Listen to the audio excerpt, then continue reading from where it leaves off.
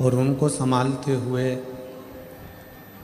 भगवान देवादिदेव महादेव की अविरल भक्ति को प्राप्त करो।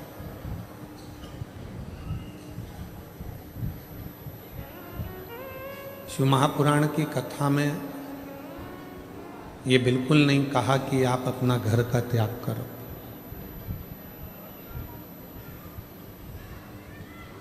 शिव महापुराण की कथा में ये भी नहीं कहा गया कि आप अपने परिवार को छोड़ दो। शिव महापुराण की कथा में ये भी नहीं कहा गया कि आप अपने रिश्ते नाते कुटुंब कबीले इन सब को छोड़ दो।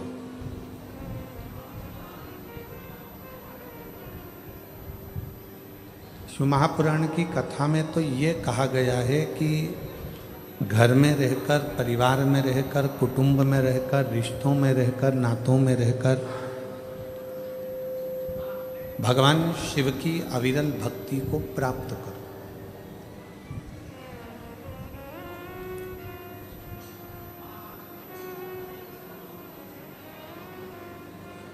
घर छोड़कर संत बनना या साधु बनना या तपस्वी बनना सरल है।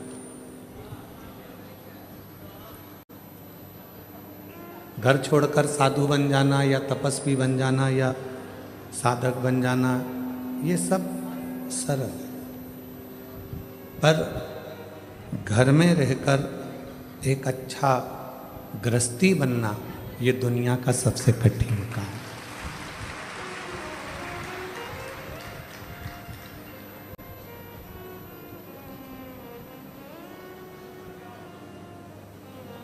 परिवार में प्रेम कैसे हो?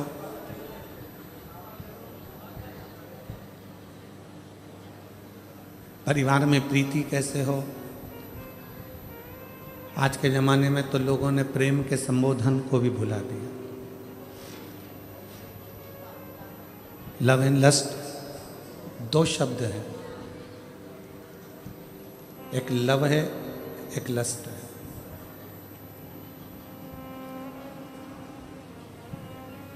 लव एंड लस्ट दो शब्द हैं। आज की दुनिया के लोग लस्ट को ही लव कह देते हैं। लव केवल प्रेम है, उसमें वासना नहीं है, और लस्ट केवल वासना है, उसमें प्रेम नहीं है।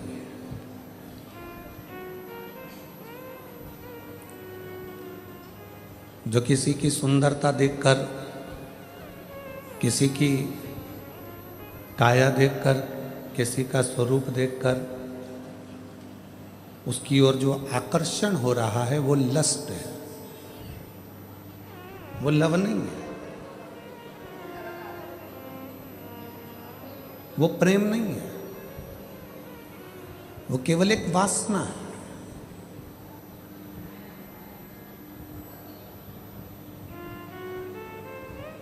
प्रेम में ना वासना होती है, प्रेम में ना लोभ होता है, प्रेम में ना आसक्ति होती है। प्रेम केवल समर्पण की भावना को रखता है।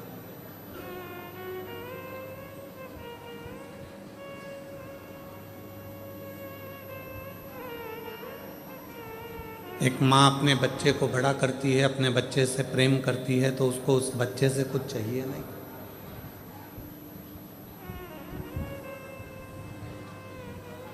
माँ ये नहीं चाहती कि मेरा बच्चा मुझे कुछ देगा जिसको मैंने बड़ा किया।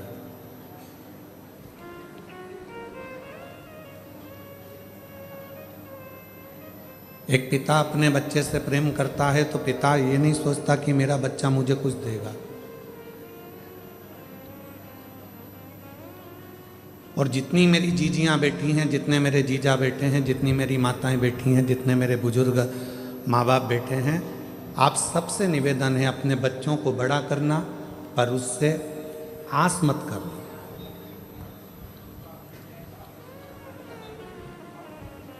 बच्चों को बड़ा करो, पर बच्चों से आस मत करो।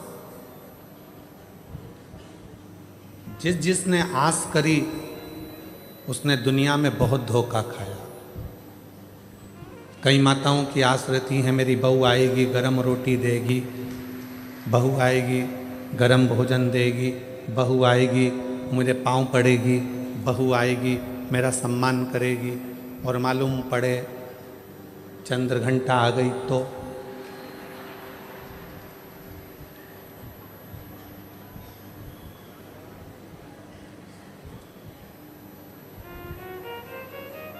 चंद्र घंटा माँ अम्बा दुर्गा भवानी का एक ऐसा नाम है जिस नाम पर लोग भले थोड़ा बहुत विचार कर लें कि चंद्र घंटा गुरुजी बोल दिए। शिव जी ने नाम रखा है माँ पार्वती का चंद्र घंटा। कब? जब भोलेनाथ माता पार्वती को विवाह कर कर लेकर आए।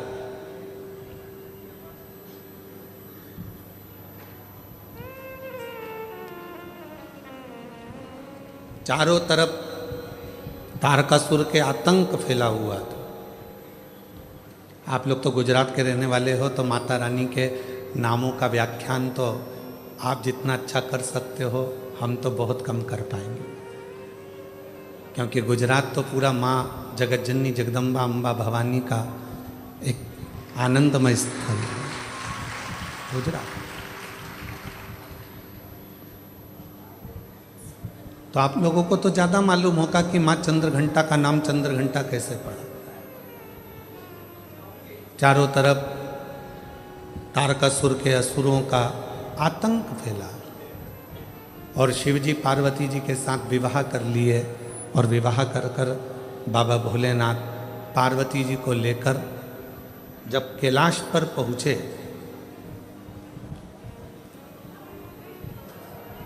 कोई उधर बैठकर भोजन कर रहा था शिवगण, कोई उधर बैठकर खा पी कर पड़ा हुआ था, कोई शिवगण अपने पूरे शरीर को नोच रहा था, कोई शिवगण उछल रहा था।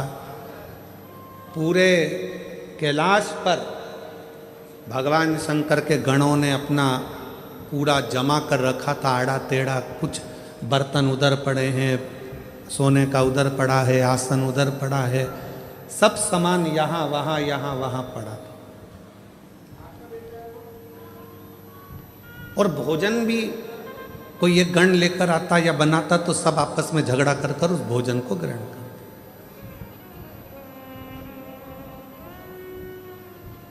जैसे ही पार्वती जी कैलाश पर पहुंची और पार्वती जी ने देखा कि सारा अस्त व्यस्त कैलाश है, कोई सामान इधर पड़ा है, कोई सामान उधर पड़ा है, कोई सामान उधर पड़ा है, तो पार्वती जी ने शिव जी से कहा कि अपना विवाह हुआ है, अपन कहाँ रहेंगे ऐसे कैलाश पर। शंकर भगवान बोले, अब तुम घर की बहू बनकर आई हो, मेरी अर्धांगिनी बनकर आई हो, तो अब तुम इस पूरे घर को जमाना, सेट करना, पूरे घर को अच्छा बनाना, ये तुम्हारी जवाबदारी। पार्वती जी ने कहा, इतना बड़ा कैलाश और मैं जमाऊं?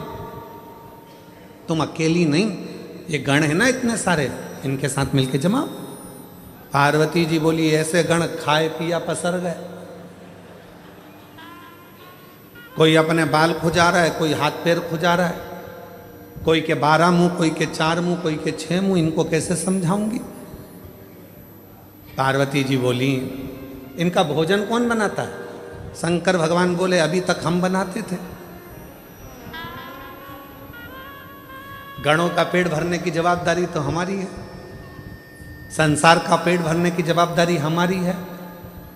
संसार पृथ्वी पर जितने भी जीव जन्म लेते हैं उनके पेट भरने की जवाबदारी हमारी है। पर अब आज से तुम हमारे साथ शादी कर कर आ गई हो, ये सारी जवाबदारी हमारी खत्म हो गई। आज से पेट भरने की जवाबदारी तुम्हारी है, तुम अन्नपूर्णा बन जाओ और सबका पेट भरो। हमारी जवाबदारी खत्म हो गई। बहू सोचे कि ये सामान कौन जमाएगा, सास जिठानी की देवरानी, अब तुम ब्याह कर कर आ गई हो, तुम जमा। कई कई नई नई बहुएं आकर कहती हैं तुम्हारा घर ऐसा, तुम्हारा घर वैसा, तुम्हारे घर में तो रहने के तरीके नहीं हैं लोगों को। अपने पति को रात दिन वो एक ही शब्द सुनाती, तुम्हारे घर के लोगों को रहना नहीं आता, तुम्हारी मम्मी को बोलना नहीं आता, तुम्हारे पापा को फैला देते हैं, तुम्हारे छोटा भाई ऐसा करता है, तुम्हारी बहू ऐसी करती है, तुम्हारे भैया ऐसा करते हैं, तुम्हारी भाभी ऐसा करती है। तो पति उपत कर क्या बोलेगा, अब तू आ गई ना समझदार, तू संभाल, बात खत्म। अब इतनी सी बात पर अगर झगड़ा करें, इतनी सी बात पे अगर अपन झगड़ा करेंगे, लड़ेंगे, तो कहां तक रही? अब तू संभाल। पार्वती जी ने कहा मैं संभालू? हाँ ठीक है। अब मां जगत जननी जगदम्बा अम्बा ने आज सारे गणों की मीटिंग करी। इतना फैलारा पूरे कैलाश पर फैला है, कौन उठाएगा? एक एक करके सारे गण खसक गए।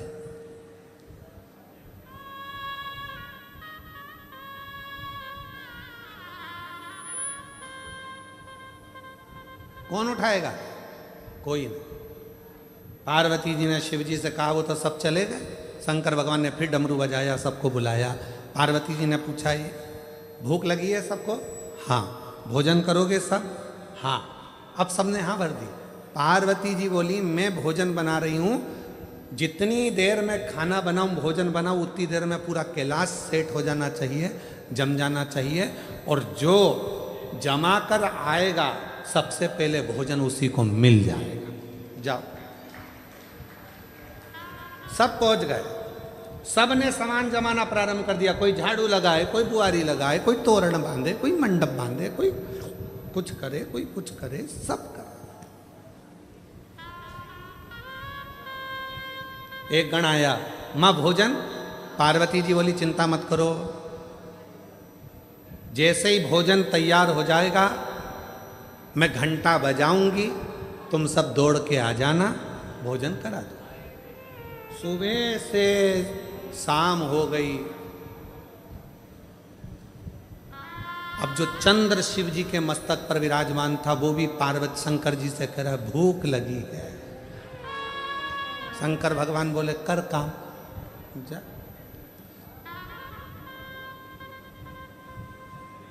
जाओ। रात्रि होने लगी, चंद्र पुकारने लगा, मां भोजन दीजिए। अब तो पूरा घर जम चुका है। तब पार्वती जी ने देखा कि पूरा कैलाश जम चुका था। तब पार्वती जी ने चंद्र की साक्षी में चंद्र को शिव जी से अपने मस्तक पर रखकर घंटे का नाद करा। शिव जी ने मां पार्वती का नाम चंद्र घंटा रख दिया। उसी पल, उसी घड़ी, उसी क्षण शिव ने कहा, पार्वती आज तुमने पूरे कैलाश को सेट कर कर जमा कर उनका भरण पोषण किया है। जो तुम्हारे नाम का उच्चारण करेगा, वो कितना भी बिखरा हुआ क्यों ना हो, हृदय से टूटा हुआ क्यों ना हो, उसकी दुकान, उसका व्यापार चाहे कितना भी बिखर गया हो, अगर प्रतिदिन एक दुर्वा वो चंद्र घंटा के नाम से अगर मुझे समर्पित करेगा, तो उसका घर, परिवार, व्यापार मैं खुद सेट करते चले जाऊंगा, जमाते चले जाऊंगा। तो ये नाम कोई साधारण नाम नहीं है, चंद्र घंटा का नाम।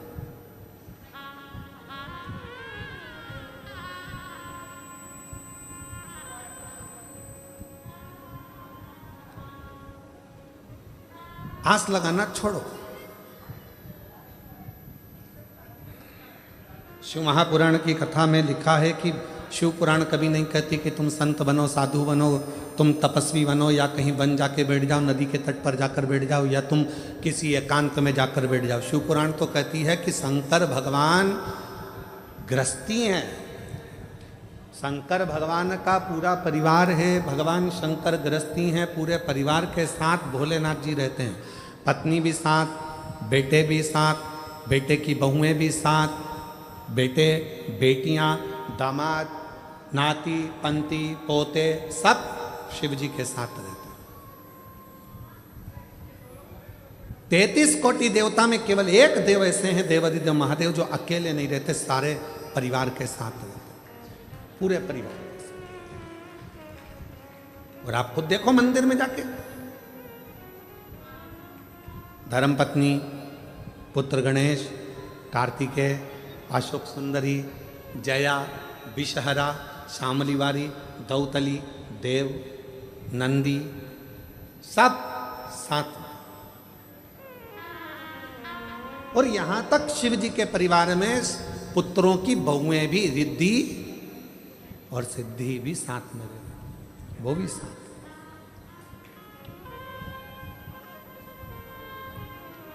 पूरा परिवार साथ में रह रहा, पूरा परिवार।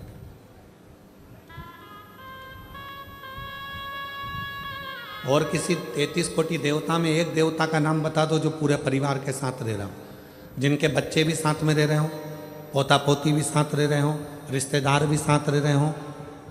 कोई 33 कोटि देवता में कोई देवता की ऐसे मंदिर नहीं है जिसमें वो पूरे परिवार के साथ रहे। केवल शिव, केवल शंकर, वो घड़दान।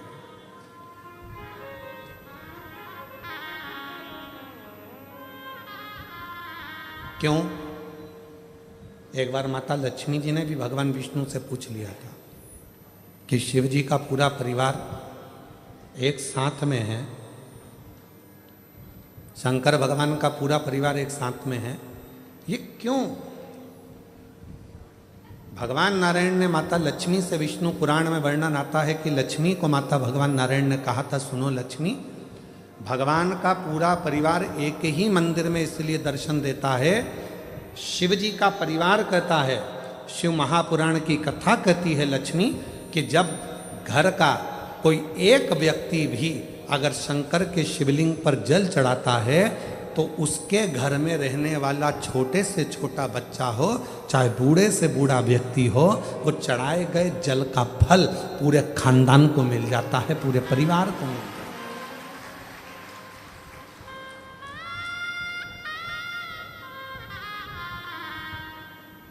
पूरे कुल को। और सारी समस्या का हल एक लोटा बोल बम का नारा है, बाबा श्री शिवाय नमस्ते, सबको मिल जाता, पूरे कुटुंब को।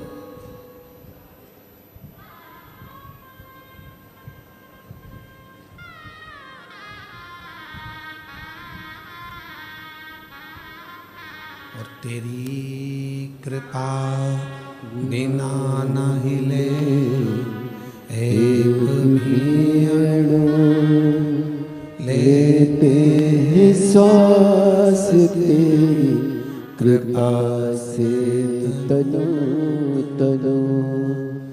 बखान क्या करूं मैं राखों के ढेर का, चपटी भभूत में है खजाना कुबेर का। गंगाधार मुक्ति द्वार ओमकार तू, भोले ओमकार तू, आयो शरण तिहारी शंभु तार तार तू। बखान क्या करूं मैं राखों के ढेर का, चपटी भभूत में है खजाना कुबेर का। गंगाधार मुक्ति द्वार ओमकार तुम, भोले ओमकार तू, आयो शरण तिहारी शंभु तार तार तू। संपूर्ण परिवार को सुख, वो एक लोटा जल संपूर्ण परिवार को सुख दे देता है। संपूर्ण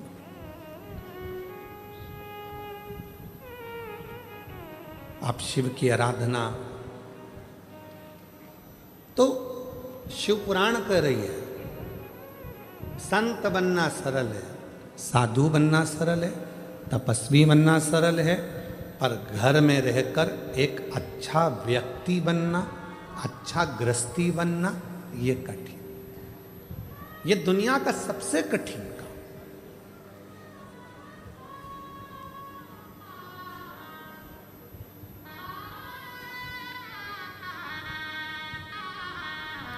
दूसरे को खुशी देना सरल है, पर स्वयं की खुशी लाना कठिन है।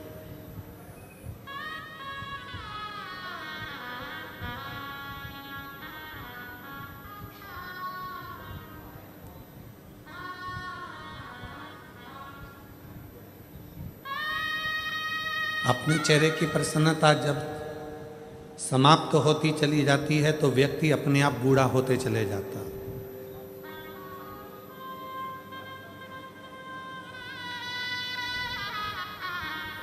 हम कभी कभी सबको कहते हैं आप लोग मुस्कुराया करो।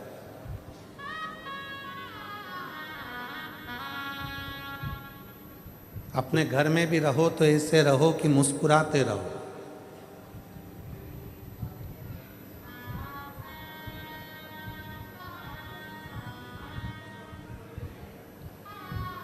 बेटा घर में रहता है तो वो अपनी माँ से ज़्यादा बात करता है। बेटा बेटी बच्चे घर में रहते हैं तो अपनी माँ से ज़्यादा बात करते हैं। पापा से इतनी बात करते हैं क्या? जम के बोलो जरा। नहीं। बच्चे बाहर चले जाते हैं, फ़ोन पे बात करते हैं तो मम्मी से ही ज़्यादा बात करते हैं, माँ से ज़्यादा बात करते हैं, पापा से नहीं, पिता से नहीं।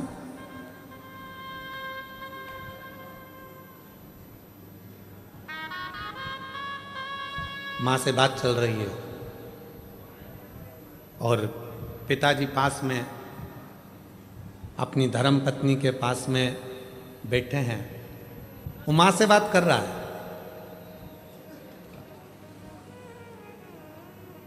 सारी स्टोरी सुना रहा है अपनी मम्मी को, और पिताजी अपनी पत्नी से कह रहे हैं बोल दे धीरे से, उसको सुनाई दे रहा है क्या बात कर रहा है। तो पिताजी अपनी पत्नी से कह रहे हैं बोल दे उसको, टेंशन लेने की जरूरत नहीं है, उसका बाप बैठा है, बोल उसको, उसका बाप बैठा है, टेंशन वेंशन मत ले, चिंता ना कर, बोल उसको। फोन पे पत्नी बोलती बेटा क्यों चिंता करता है, पापा है ना, सब संभाल लेंगे। कई लोग कहते हैं शंकर भगवान आग बंद करके बैठे रहते हैं, शिवजी मौन होकर बैठे रहते हैं। क्यों? क्योंकि जगत के जितने बच्चे हैं वो अपनी माँ से बात करते हैं, अन्य बहन भाई से बात करते हैं, पर बाप से बात नहीं कर पाते। पर बाप पीछे से इशारा करता रहता है कि चिंता मत करना, मैं बैठा हूँ। शिव कहते हैं तू टेंशन मत लेना, मन के अंदर एक बात संभाल के रखना कि जगत में जब तू पैदा हुआ, पैदा होने के समय पर जब माता के गर्भ से तेरा जन्म हो गया, उस समय से जिस दिन तू मरेगा उस दिन तक तू मेरी औलाद है और मैं तुझे संभालूंगा। और आप प्रैक्टिकल कर कर देखिए, प्रैक्टिकल नहीं, एक प्रयोग आपने देखा होगा कोरोना काल में, हमने खुद देखा है। एक हमारे इंदौर का एक परिवार था, नाम स्मरण में हमें नहीं आ रहा, इंदौर का हमारा एक परिवार था। कोरोना काल में वो उस परिवार के उसका बच्चे का पिता चले गए, कमाने वाला चले गया, बच्चे की मां चली गई कोरोना में, ना बहन थी ना भाई था, एक अकेला छोटा सा 10 वर्ष का बच्चा।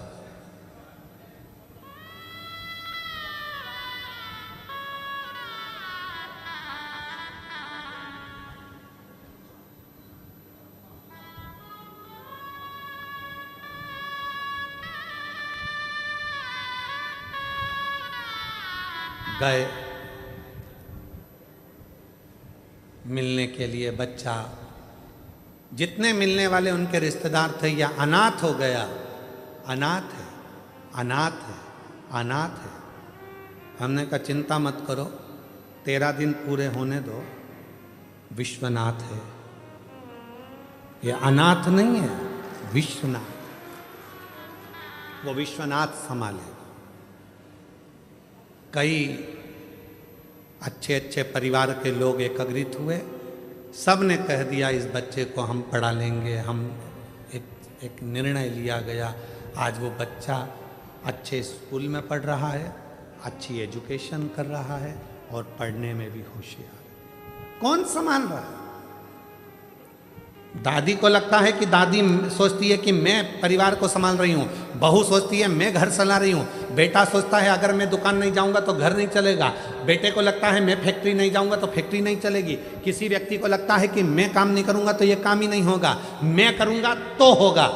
अंदाजा निकाल दीजिए अपनी बुद्धि में से कि तुम कर रहे हो।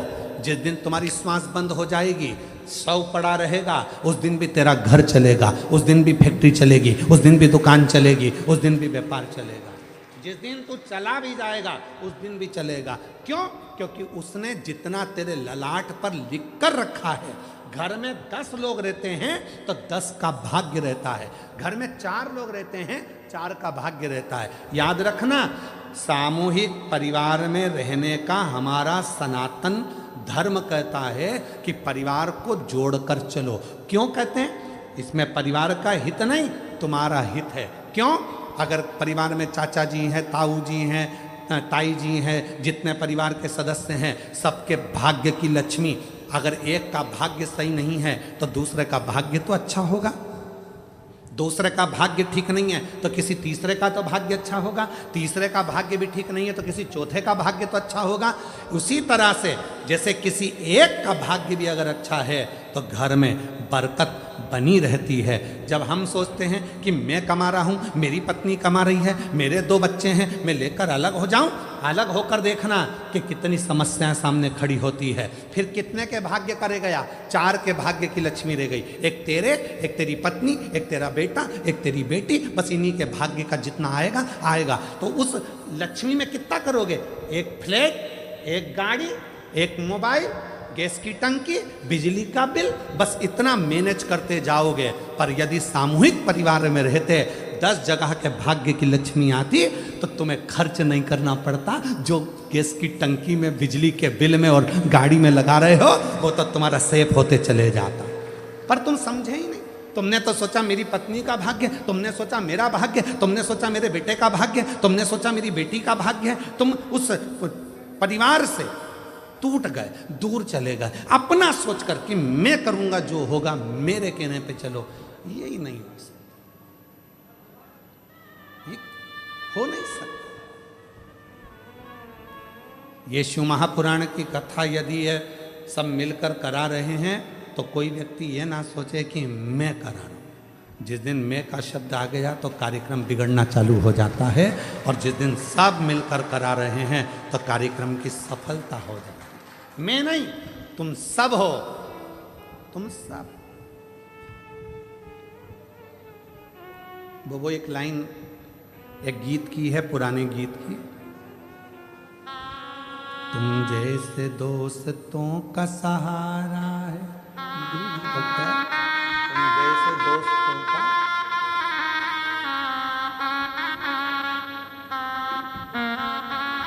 तुम जैसे लोगों का सहारा है दोस्तों। वो सब सामूहिक है, सब एक है। और फिर निवेदन करूंगा, परिवार की एकता,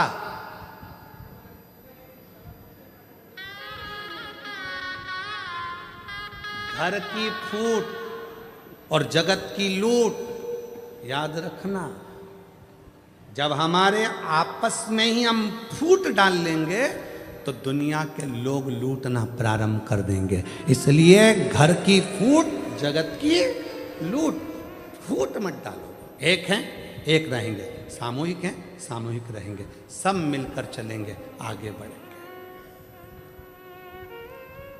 सब।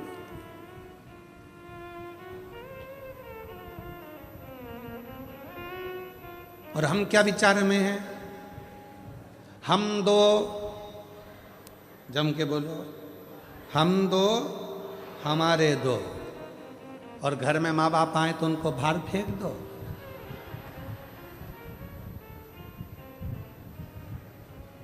कोई तुम्हारे घर में आया तो उसको बाहर फेंक दो? नहीं, सब मेरे हैं। जितना बन सकता है सामूहिकता में रहने का प्रयास करो। बटोगे तो कटोगे, एकजुट होकर रहोगे तो जिंदगी के हर पहलू में, हर पहलू कौन नहीं देता। पर जितनी मेरी जीजियां बैठी हैं, जितने मेरे जीजा बैठे हैं, जितनी मेरी बेटियां बैठी हैं, जितने मेरे बेटा बैठे हैं, जितने बुजुर्ग माँ बाप बैठे हैं, आज एक बात याद कर जाना, तुम किसी से आस लगाना छोड़ दो। आज से नियम ले लो कि मैं अगर आस लगाऊंगी तो मेरे भोले नाथ से लगाऊंगी, बाकी के किसी से नहीं लगाऊंगी। क्यों? हम जिससे आस लगाते हैं वो आस एक ना एक दिन टूटती। कितना सोच के बैठी थी मेरी बहू आएगी, गरम रोटी खिलाएगी, मेरे पांव दबाएगी, मेरी चंपी करेगी।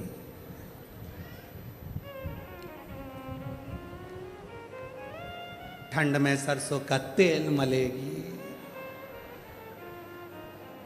कितनी आस लगाई थी। पहले आस लगाई थी भगवान एक लड़का दे दे, भगवान एक लड़का दे दे, और मालूम पड़े लड़की हो गई तो फिर भगवान से आस लगी, भगवान ने लड़का भी दे दिया। आस लगी फिर लड़का बड़ा होगा, शादी करूंगी, बहू आएगी, और बहू आई। ऐसा नहीं है कि नहीं आई।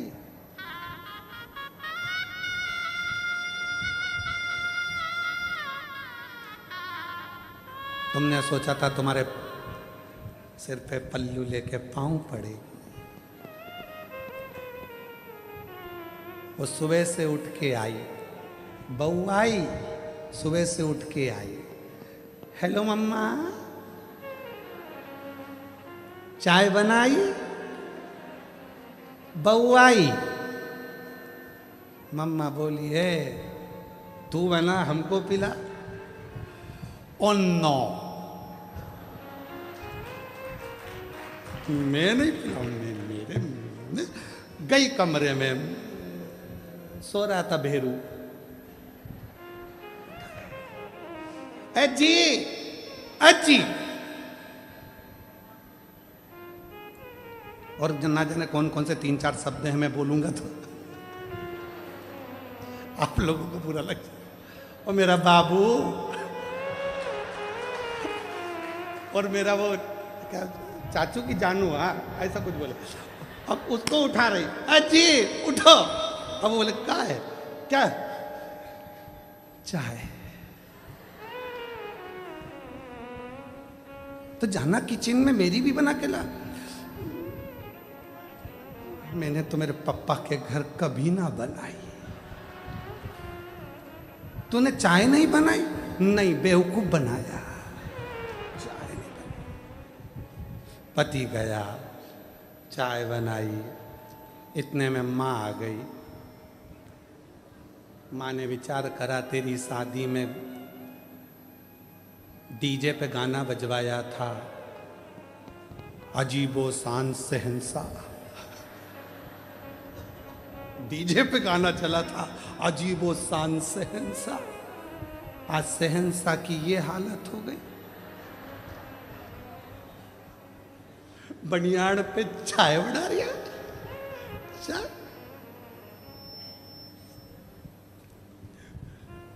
माँ ने कहा चल हट, में चाय बनाती हो। किसी को दया नहीं आती, पर वो बुजुर्ग माँ हर जगह पर अपने बेटे के लिए खड़ी हो जाती। वो अपने बेटे के लिए हर जगह पर खड़ी, किसी को लामे बना देते। आज छोड़ दो, आज छोड़ दो। फिर तुमने आस लगाई घर में एक पोता हो जाए, पोता हो जाए। भगवान की कृपा से पोता हो गया, बड़ा हो गया थोड़ा सा। और पोता तो एक दादी की गोद में बैठकर बोला, ओ दादी, ओ दादी, ओ दादी। दादी बोली हाँ क्या हो गया? वो पड़ोस में कल्लू ले रहनी, वो कल्लू है ना, उसके यहाँ पर आज रायता बना है, चने की सब्जी बनी है, पूड़ी बनी है, बूंदी बनी है, नुक्ती, सेव बना है। इतने में दादी ने बोला, बेटा उसकी दादी मर गई ना, इसलिए 12वां है, 13वां है, इसलिए बना है। इतने में गोदी में बैठ के पोता बोला, तू कब मरेगी? बूंदी कब मिलेगी? अब दादी भी सोचे, आस लगा के बैठी थी कि सोने की सीढ़ी पे चढ़ूंगी, ये तो मुझे जीते जी चढ़ाए जा रहा है स्वर्ग की सीढ़ी, और विचार करी थी सोने की सीढ़ी चढ़ेगी। आस लगाना छोड़ दो। भाई भाई से आस लगा कर बैठा है मेरा भाई, बहन भाई से आस लगा कर बैठी है मेरा भाई, मेरी बहन, मेरे रिश्ते, मेरे नाते। शिव महापुराण की कथा कहती है, किसी से आस मत लगाओ, नाता एक शिव जी से, दूजा नाता तोड़ दो, और रिश्ता एक शिव जी से, दूजा रिश्ता छोड़ दो। एक नाता, एक रिश्ता, एक कुटुंब, एक कबीला, फिर कोई संबंध, कोई आस का नहीं।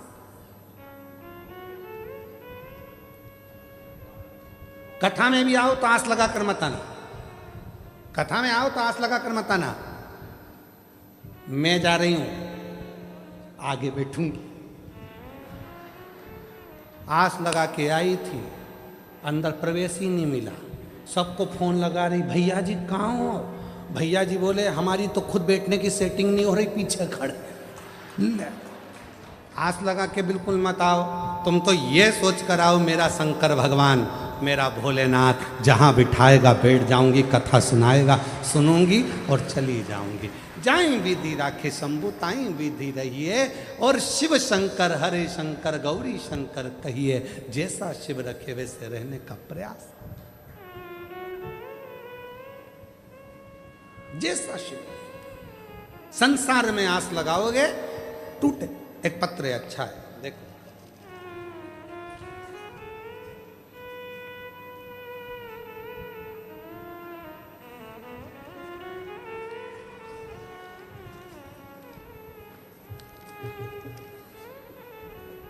मोहिनी बहन, विनोद भाई कहार, मैं बड़ौदा की रहवासी हूँ। कहीं बैठी हों तो हाथ हिला सकती हैं। मोहिनी बहन, विनोद भाई कहार, अगर कहीं बैठे हों तो हाथ हिला सकते हैं। बैठे हैं, हाथ हिलाओ। दिख गए हो? आ जाइए बहन, आ जाओ। मैं मोहिनी बहन विनोद भाई कहार, मैं बड़ौदा की रहवासी हूँ। गुरुजी, मेरी तबीयत अचानक खराब हो गई थी, मुझे अस्पताल लेकर गए, एडमिट किया, और 4-5 दिन के बाद बताया गया कि दोनों किडनी खराब हो चुकी है, आपको डायलिसिस करवाना पड़ेगा। घर वाले बहुत परेशान हो गए, तबीयत ऐसी कि बचना भी मुश्किल हो गया था। बाबा, एक लोटे जल का क्या वर्णन करूं? मेरी बहन रोज मुझे सीहोर के रुद्राक्ष का पानी पिलाती और एक बेलपत्र खिलाती। मेरी देवरानी भी शिवजी पर चढ़ाया पानी लाती और पिलाती। इस दौरान मुझे अहमदाबाद ले जाया गया, वहाँ भी यही चीज़ बताई गई कि आपको आजीवन डायलिसिस करवाना पड़ेगा। और वहाँ मेरे भाई की लड़की रुद्राक्ष का पानी लाती, मैंने विश्वास नहीं तोड़ा। मेरे पुत्र ने भी आंवले के पानी का प्रयोग चालू किया। रोज रात को 9:15 वाला जो आपका उपाय है वो मेरे बेटे ने करना प्रारंभ करा। कुंदकेश्वर महादेव का नाम लेकर दवाइयाँ खाती और डायलिसिस चल रहा था, पर डॉक्टर ने कहा कि ये तो जिंदगी भर चलेगा। समझ नहीं आया, रुद्राक्ष का जल पीती और 9:15 वाला जो उपाय था वो करना प्रारंभ करा। आज मैं बाबा को धन्यवाद देने के लिए आई हूँ गुरुदेव, कि आज मेरा एक भी डायलिसिस नहीं होता, मेरी किडनियों ने काम करना प्रारंभ कर दिया और सारी की सारी रिपोर्ट नॉर्मल होने लगी। मेरी सारी की सारी रिपोर्ट नॉर्मल होने लगी। डॉक्टर ने भी बताया कि आपकी दोनों किडनी, डॉक्टर ने भी बताया कि आपकी दोनों किडनी काम करने लगी है। अब आपको डायलिसिस की कोई ज़रूरत नहीं है। ये बाबा की कृपा है गुरुदेव कि आज मेरी किडनियाँ काम करने लगी। शिव पर भरोसा करिए, शंकर पर भरोसा करिए, हम संसार के लोगों पर भरोसा करें।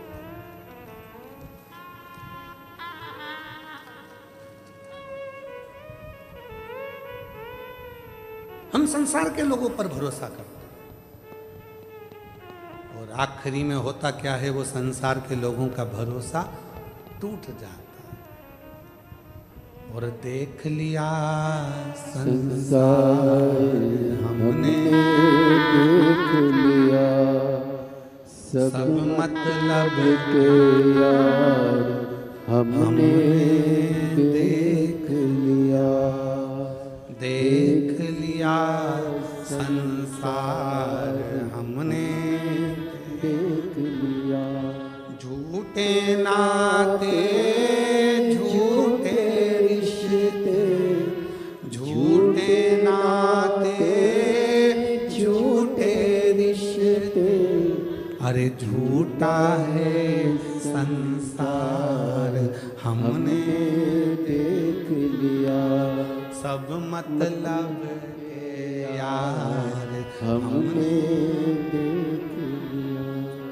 अब उससे विश्वास, उस पर भरोसा जितना दृढ़ होगा, शिव हर पल हर घड़ी हर क्षण तुम्हारे साथ होगा। निवेदन है, आस परिवार पर नहीं, आस रिश्तों में नहीं, आस किसी से नहीं, आस लगाओगे तकलीफ भोगोगे। इसलिए आस तो केवल एक परमात्मा से, शिव से लगाओ। रोज भगवान को एक लोटा जल चढ़ाने जाओ तो कहकर आया करो, बाबा आखिरी श्वास तक पलंग पर मत पटक देना, शरीर में कोई ऐसा रोग मत दे देना कि मैं पलंग पर सड़ती रहूं। आखिरी सांस तक तेरे मंदिर में आकर एक लोटा जल चढ़ाती रहूं, इतनी दम देना, इतना शरीर को अच्छा बनाना, इतनी शक्ति देना कि मैं आखिरी दम तक भी एक लोटा जल चढ़ाने तेरे दरवाजे तक आ सकूं। आइए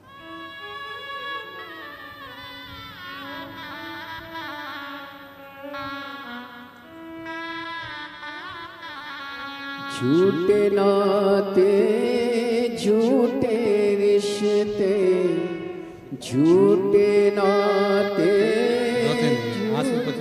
रिश्ते, अच्छे खुश हो के जाओ तो ठीक हो गई। संसार हमने देख लिया, देख लिया संसार हमने देख लिया।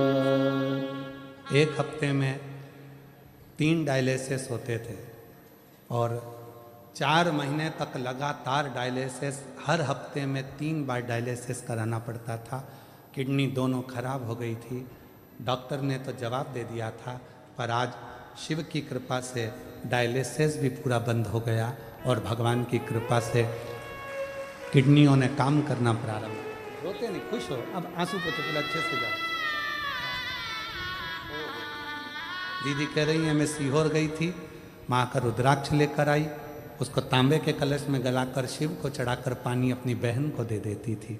शिव की कृपा, एक बार जोरदार ताली बजाओ।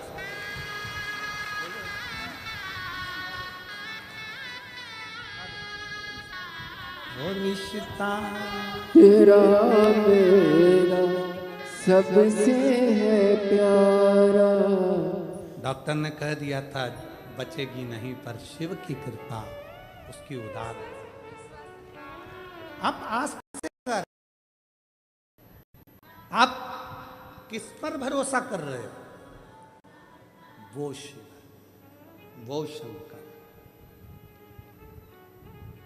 जो जैसी भावना लाया वो वैसा ही फल पाया। एक विश्वास अपने, एक पत्र आया, उस पत्र में एक पति अपनी पत्नी के लिए उस पत्र को लिख रहा और पत्र में उसने लिखा, हम पढ़े लिखे हैं, एजुकेटेड हैं, आप कहते हो कि कथा के पंडाल की मिट्टी भी फल देती है। मेरी पत्नी को बच्चे नहीं थे जब सूरत में पहली कथा हुई थी आपकी,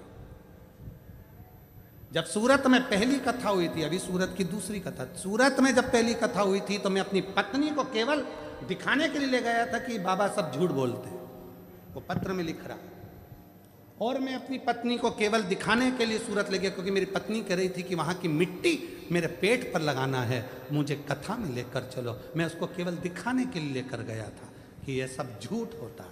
उसने पत्र में लिखा,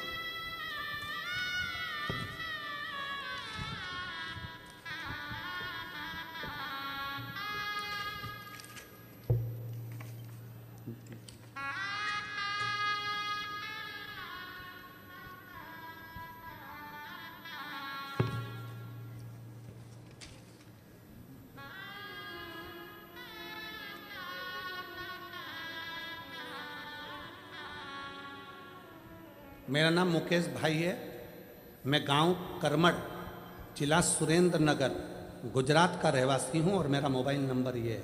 मैं आर्मी में नौकरी करता हूं, भटिंडा में मेरी पोस्टिंग, पंजाब भटिंडा में मेरी नौकरी है।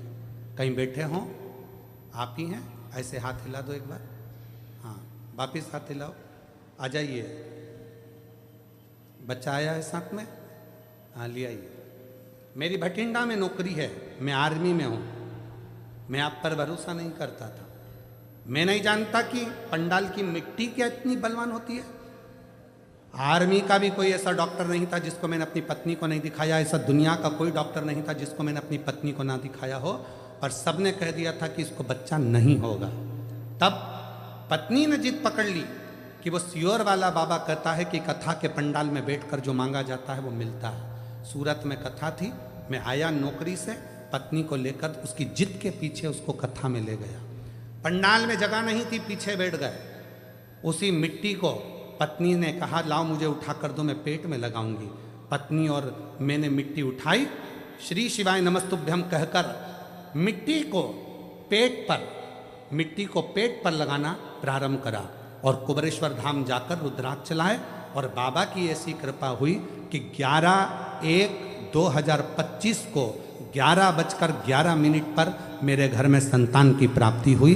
ये शिव की कृपा, ये शंकर की उदारता।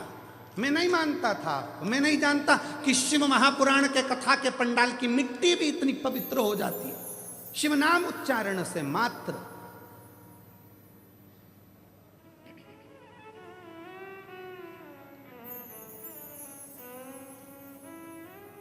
आपको लगता है कि आप कथा सुनने के लिए आए हो, पर हम कभी नहीं मानते कि आप कथा सुनने के लिए आए हो।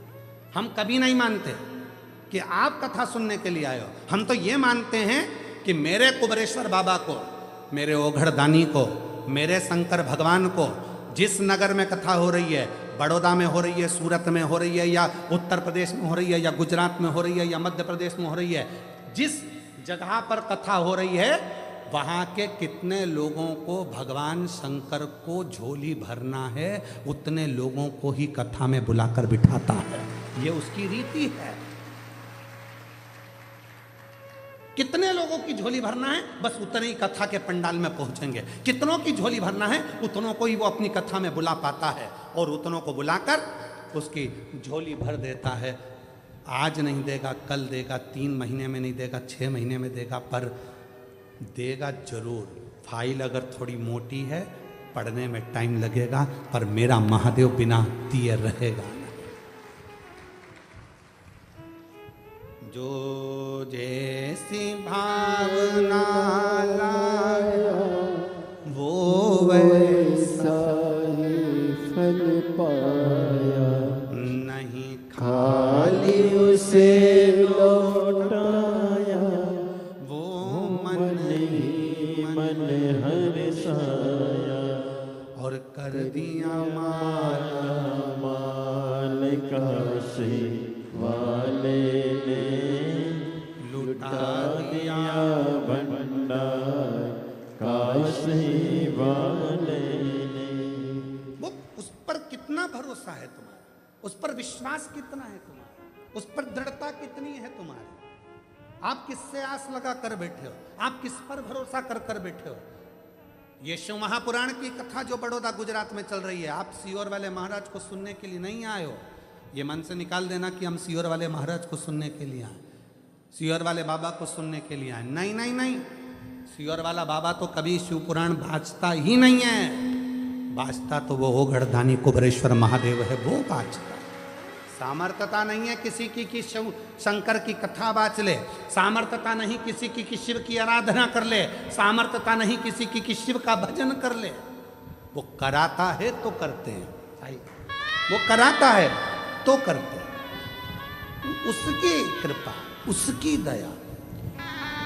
जो जैसी भावना लाया वो वैसा ही फल पाया। 11 साल के बाद हुआ है, जोरदार ताली बजाओ।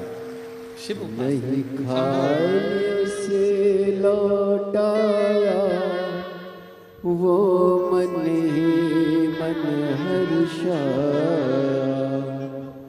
कर दिया माला माल काशी वाले ने, लुटा दिया भंडार काशी वाले ने।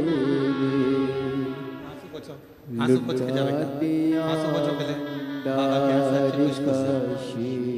वाले ने, कर दिया माला माल काशी वाले। जो जैसी भावना लाया वो वैसा ही फल पाया। शिव उपासना का फल क्या? शंकर की उपासना का फल क्या? आप किस पर भरोसा कर रहे हो? आप किस पर विश्वास कर रहे हो? ये आप पर निर्भर है।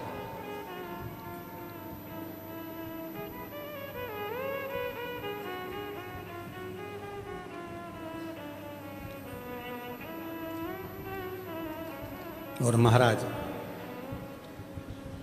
वो दुनिया के दुखड़े मिटाने वाला है, वो दुनिया के कष्ट मिटाने वाला है। आस उसी से रखी जा।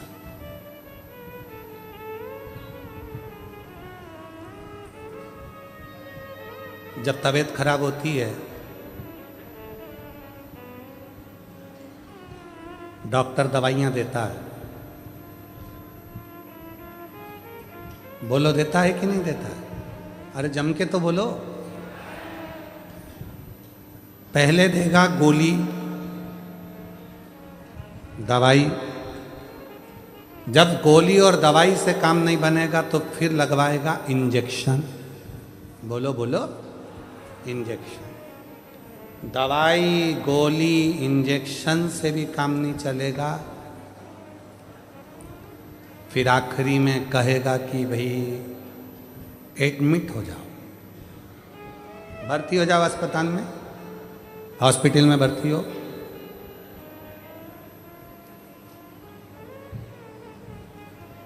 डॉक्टर साहब भर्ती एडमिट? हाँ, एक काम करो ना, मैं घर पे बॉटल चढ़वा लूँगा, मैं घर पे सब व्यवस्था कर लूँगा, तुम घर पे मैं इसको भर। ना ना ना ना, फालतू की बात मत करो, हॉस्पिटल में एडमिट हो। कितने दिन तक एडमिट होना पड़ेगा? 5 दिन या 7 दिन? 7 दिन भर्ती रहोगे, ट्रीटमेंट चलेगा, मुझे भरोसा है तुम पूरे अच्छे हो जाओगे, चले जाओ। 7 दिन? हाँ, देखूंगा, अगर 5 दिन में आराम लग जाएगा तो ठीक है, नहीं तो 7 दिन तो मैं हॉस्पिटल में रखूंगा। अब उसने दवाई दी, गोली दी, उससे आराम नहीं लगा, इंजेक्शन से आराम नहीं लगा, तो 7 दिन के लिए हॉस्पिटल में भर्ती करा। अस्पताल में जब भर्ती करा, एडमिट करा, ट्रीटमेंट देना प्रारंभ करा, 7 दिन बाद तुम इतने अच्छे हो गए कि दौड़ दौड़ के काम करने लगे और चकाचक आनंद से रहने लगे, आनंद से। बस यही कथा है।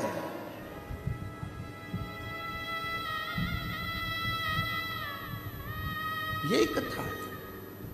जब तुम्हारा कोई काम नहीं होता, घर पर भजन करते करते करते करते समय हो गया, तुम्हारा भगवान सुन ही नहीं रहा, मंदिर जाते जाते एक लोटा जल चढ़ाते चढ़ाते समय हो गया, सुन ही नहीं रहा, दवाई से काम नहीं हुआ, इंजेक्शन से काम नहीं हुआ, तब भोलेनाथ ने, डॉक्टर ने कह दिया तेरे बड़ौदा में 7 दिन की कथा हो रही है, हॉस्पिटल में आके एडमिट हो जा, तेरा दुख मिटाकर मैं तुझे घर भेज दूं। आजा बड़ौदा की कथा में, वेद कथा सुनने के लिए 7 दिन एडमिट हो जा, रुक, सो, विश्राम कर, भोजन कर, भूमि को नमन कर, ट्रीटमेंट है, समय समय पर लेना पड़ेगा, सारा इलाज 7 दिन में तो वो ऐसा ट्रीटमेंट कर देता है कि 7 दिन बाद जब आप अपने घर पर जाते हो, शिव के बिना मन नहीं लगता, और तब बाबा भोलेनाथ फिर झोली भरना प्रारंभ कर देता है, स्वस्थ खुश आनंद में रखना प्रारंभ कर देता।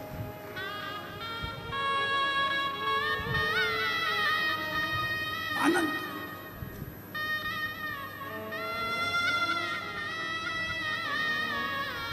उससे अपने मन का भाव कहते हो, मन का। दुनिया के आगे प्रभु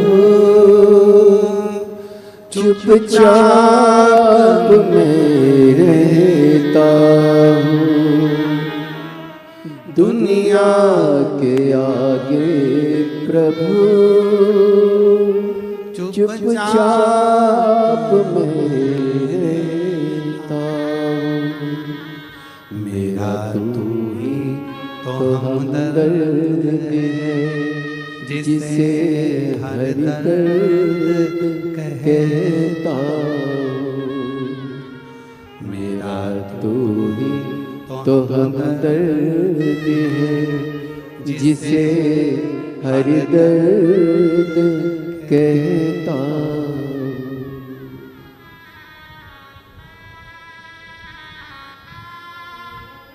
दुनिया के आगे प्रभु चुपचाप मैं रहता हूँ, मेरा तू ही तो हमदर्द है, जिसे हर दर्द कहता हूँ, मेरा तू ही तो हमदर्द है, जिसे हर दर्द कहता हूँ। जग है छलावा तेरे अलावा, किसी पे भरोसा नहीं, किसी पे भरोसा नहीं, मुझे दाना पानी सिवा तेरे दानी किसी ने परोसा नहीं, किसी ने परोसा नहीं, भला कैसे भूलूं तेरी मेहरबानियाँ, मेरा तू ही तो हमदर्द है, जिसे हर दर्द कहता हूँ, मेरा तू ही तो हमदर्द है, जिसे हर दर्द कहता हूँ। उसने बुलाया, 7 दिन यहाँ बिठाया, आपको लग रहा है कि आप कथा में बैठे हो, नहीं, ट्रीटमेंट कर रहा है, इलाज कर रहा है, रखा है तुमको, रखा है।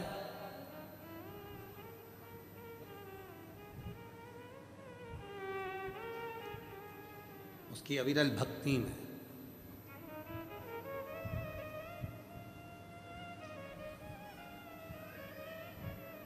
अग्रवाल जी, हम बहुत बहुत बधाई देते हैं आपको, इस पूरी समिति को, तुम्हारी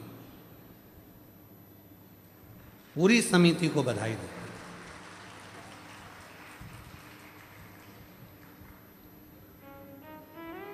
आप लोगों ने भोजन की व्यवस्था इतनी सुंदर रखी है,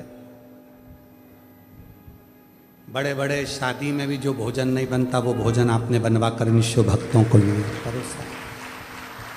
साधुता है आपको उस चीज की।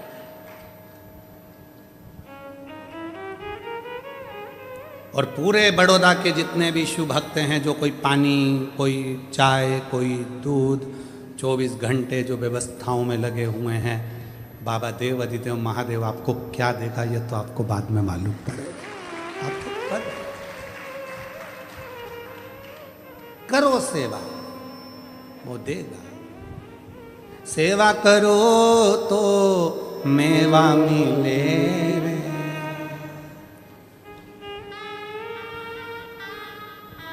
ये शिव भक्तों की सेवा करोगे तो मेवा मिलेगा, और घर पे बुजुर्ग माँ बाप की सेवा करो तो चाबी मिले रे। चाबी जल्दी मिलती है।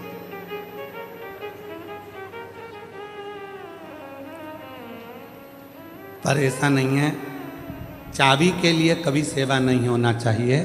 बुजुर्ग माँ बाप की सेवा तो इस भाव से करो कि हमारे भी बच्चे होंगे, अगर हम हमारे माँ बाप की सेवा करेंगे तो हमारी औलाद हमारी करेगी, इस भाव से।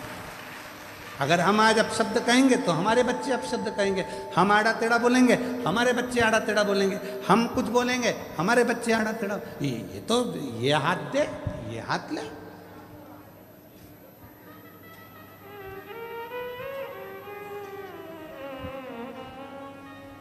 संसार तो ऐसा ही है। एक पढ़ा लिखा लड़का था, उसको नौकरी नहीं मिल रही थी, तो उसको सूचना मिली कि अपने गांव में सर्कस आया है। सर्कस वाले के पास जाकर बोला, भैया हमको नौकरी दे दो। सर्कस के मालिक ने कहा, ठीक है हम नौकरी तो दे देंगे, पर हमारे यहाँ पर तुमको एक काम करना है। क्या? बंदर के कपड़े पहनना है, शेर के मुंह में हाथ देना। कितना मिलेगा? 20,000 रुपये महीना। तैयार हो? ठीक है। बंदर के कपड़े पहन के शेर के मुंह में हाथ देना है। नौकरी नहीं मिल रही थी बेचारे को, तो उसने नौकरी कर।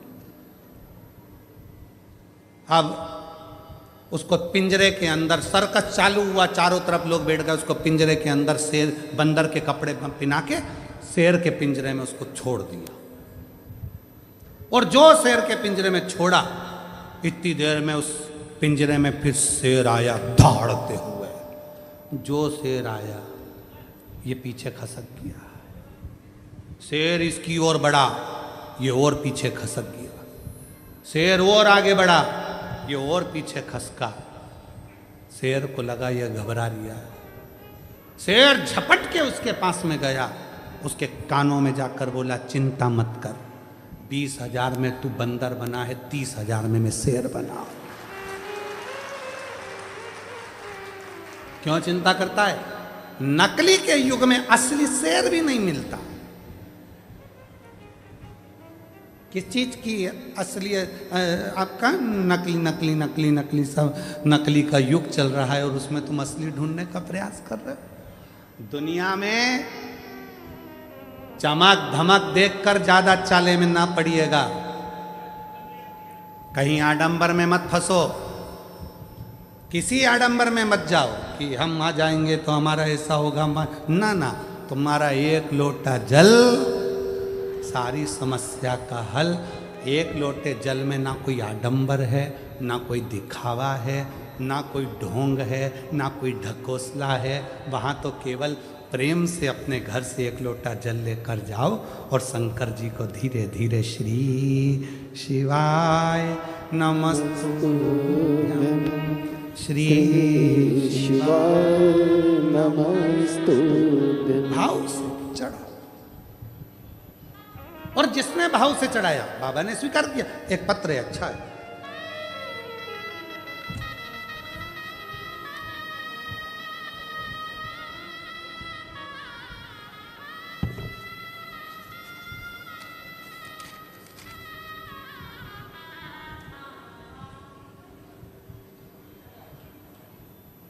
मैं माधुरी विनोद कौड़ी बड़ोदरा अलेम्बिक कॉलोनी गोरवा की रहने वाली हूँ। कुछ गड़बड़ हो गई हो पढ़ने में तो आप लोग पढ़ लेना, ठीक है। दिखा दो भैया, पत्र दिखाओ तो पढ़ लेंगे। कहीं बैठी हैं क्या? हाथ हिला तो अगर कहीं बैठी हूँ। मैं माधुरी विनोद कौड़ी बड़ोदरा अलेम्बिक कॉलोनी गोरवा की रहने वाली हूँ। कहीं बैठी हो तो हाथ हिला सकती हैं अगर कहीं बैठी हो, और अगर बैठी हो तो एक बेलपत्र लेने के लिए आ सकती है। और अगर बच्ची आई हो तो वो भी आ सकती है। बच्ची के फोटो देखिएगा पहले। ये बच्ची का फोटो है पहला, जिसमें बच्ची की याददाश्त चली गई, बोलना बंद हो गया, सुनना बंद हो गया, हाथ पैर काम करना बंद कर दिए, शरीर के अंग दुर्बल हो गए, ब्रेन में ट्यूमर हो गया, याददाश्त पूरी चली गई और पूरी तरह से टूट गई। ये बच्ची का पहला फोटो। अब पत्र। मेरी छोटी बहन पूजा सावेल उम्र 60 वर्ष जो कि उम्र 16 वर्ष जो कि 10वीं की परीक्षा दे चुकी थी, ठीक 10वीं की परीक्षा के 4 दिन बाद अचानक से उसका स्वास्थ्य खराब हुआ और हम उसे बड़ोदरा के SSG हॉस्पिटल लेकर गए। उस दौरान हमें पता चला कि उसे ब्रेन ट्यूमर है और उसके दिमाग के पल्स, छाले और गठान है, जिसकी वजह से उसकी तबीयत हर दिन और बिगड़ती गई। कुछ दिनों तक ऐसा ही चला और वह घर के किसी भी सदस्य को पहचानती, न बोलती, न कुछ समझती। दिनों दिन बाद वो कोमा में चली गई। पत्र आप लोग LED पर पढ़ रहे होंगे। वो कोमा में चली गई। यहाँ तक कि सभी डॉक्टरों ने जवाब दे दिया कि यह नहीं बच पाएगी, आप घर लेकर जाइए। फिर भी मैंने और मेरे परिवार ने हार नहीं मानी और भोले बाबा पर पूर्ण विश्वास किया और उसी के सहारे छोड़ दिया। मेरा परिवार स्वयं श्री शिव महापुराण की कथा 2022 से सुन रहा है। मैंने बहुत सारे पत्र सुने जिसमें बाबा 1 लोटा जल महत्व बताते हैं और मैंने भी किया। भोले बाबा पर जल चढ़ाना प्रारंभ करा। प्रतिदिन जल पिलाती। कोमा में थी, नली लगी थी मुंह में, तब उस नली में कैसे ना कैसे 2 बूंद पहुंचा देती। बस सीहोर का रुद्राक्ष लाई, पानी को गलाकर पिलाना प्रारंभ करा। गुरुदेव, डॉक्टर ने कह दिया अब इसके प्राण नहीं हैं, लेकर जाओ। शरीर बंद था, फिर भी हिम्मत नहीं हारी। सीहोर वाला बाबा कहता है वो आएगा, मेरी बेटी को वापस जगाएगा। एक बार रुद्राक्ष का जल उसके शरीर पे तो लगाने दो। रुद्राक्ष का जल शरीर पर लगाना प्रारंभ करा। डॉक्टर मना कर रहे हैं इसको ले जाओ, पिला सकते नहीं, शरीर पर लगा देते। अब गई शिव मंदिर में, एक बेलपत्र उठाकर लाई जो तकिए के नीचे रखा। बेलपत्र लाई, उसको तकिए के नीचे भी रखा और हमने मंदिर, देवालय, शिवालय निरंतर जाती रही। अब उसके शरीर ने काम करना प्रारंभ करा। धीरे धीरे शरीर में ऊर्जा आई, वेंटिलेटर से हटी। श्री शिवाय नमस्तुभ्यम उसको हेडफोन लगाकर कानों में सुलाना चालू करा और बाबा की कृपा से बिना ऑपरेशन के और बिना किसी चीज के आज मेरी बेटी पूर्ण तरह से पहचानने लगी, जानने लगी और बाबा की कृपा से चलना फिरना चालू कर दिया, जिसका मैं फोटो दूसरा लगा रही हूँ, जिसमें मेरी बेटी पूर्ण तरह से स्वस्थ होकर चल रही है, काम कर रही है, स्कूल जा रही है और बाबा की कृपा। कहीं बैठी हो तो आ सकती हैं। 16 वर्ष की है बेटी पूजा सावेल। मैं माधुरी विनोद कौड़ी बड़ोदरा अलेम्बिक कॉलोनी गोरवा की रहने वाली हूँ। कहीं बैठी हो आ सकती। शिव तत्व किसको कहते हैं? शंकर की उदारता किसको कहते हैं? आपका विश्वास, आपका भरोसा। शिव के 1 लोटे जल में ना कोई आडंबर है, ना कोई दिखावा है, ना कोई अन्य बात है। उस पर केवल तुम्हारा भरोसा, केवल विश्वास।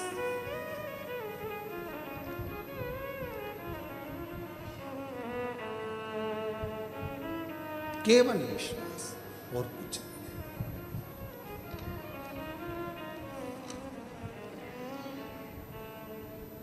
नहीं। इसीलिए शिव तत्व कहता, शंकर की कथा कहती है,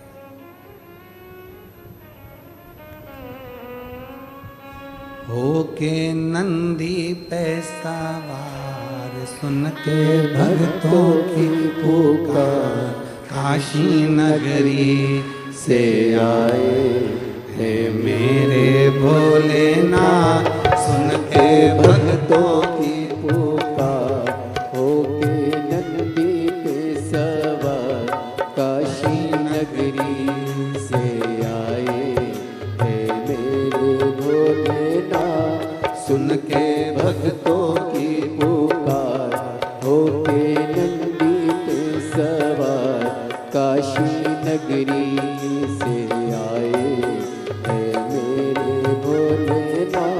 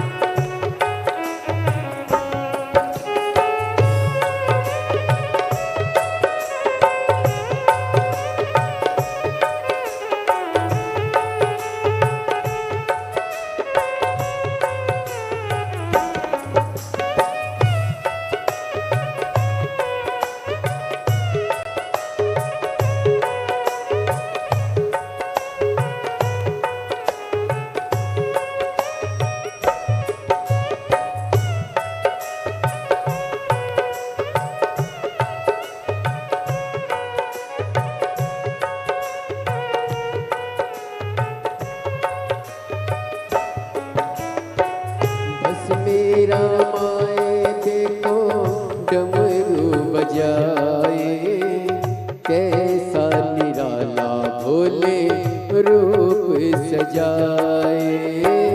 बस मेरा माए देखो डमरू बजाए, कैसा निराला भोले रूप सजाए।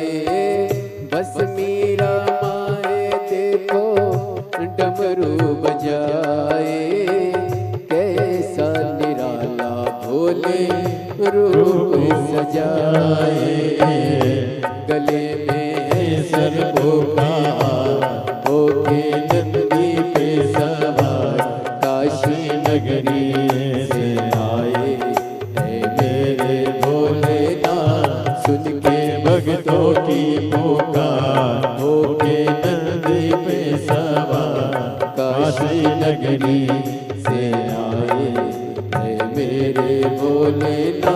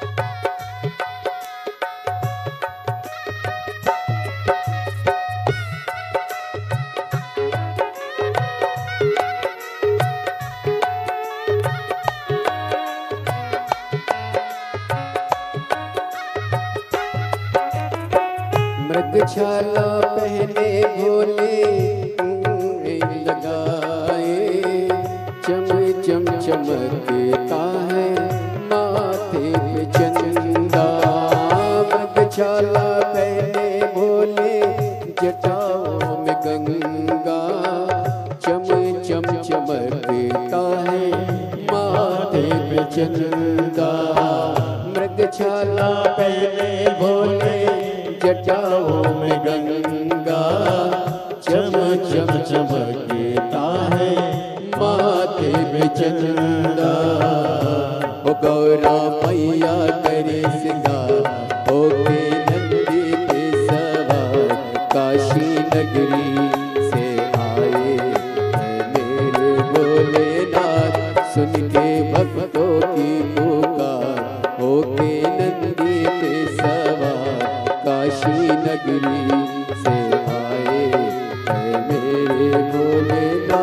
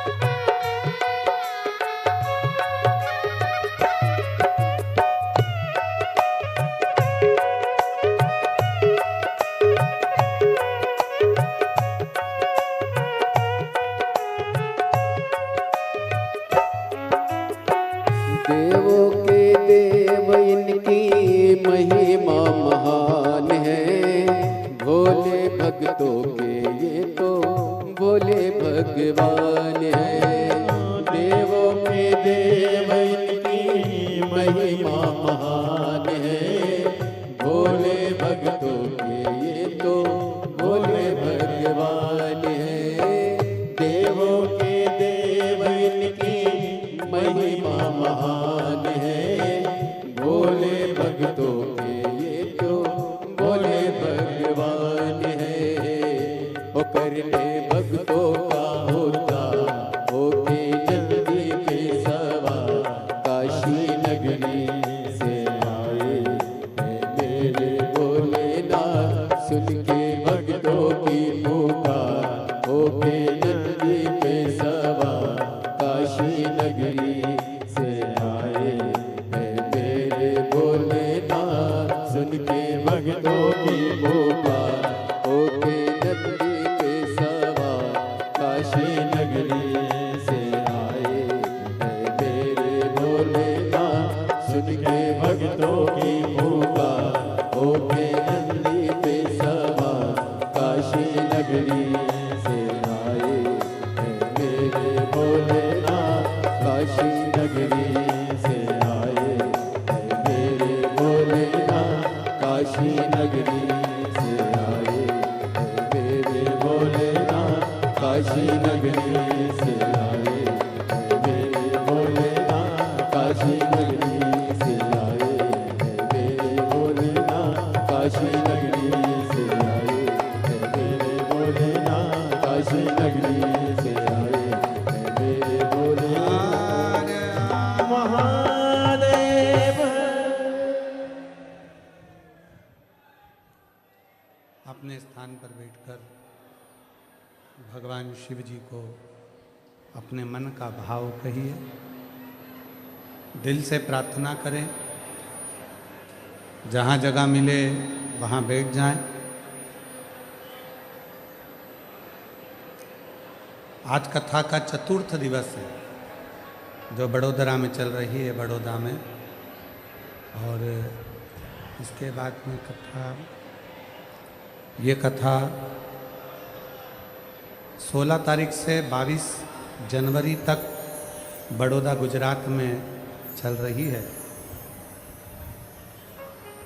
इसके बाद में 27 जनवरी से 31 जनवरी तक शिव महापुराण की कथा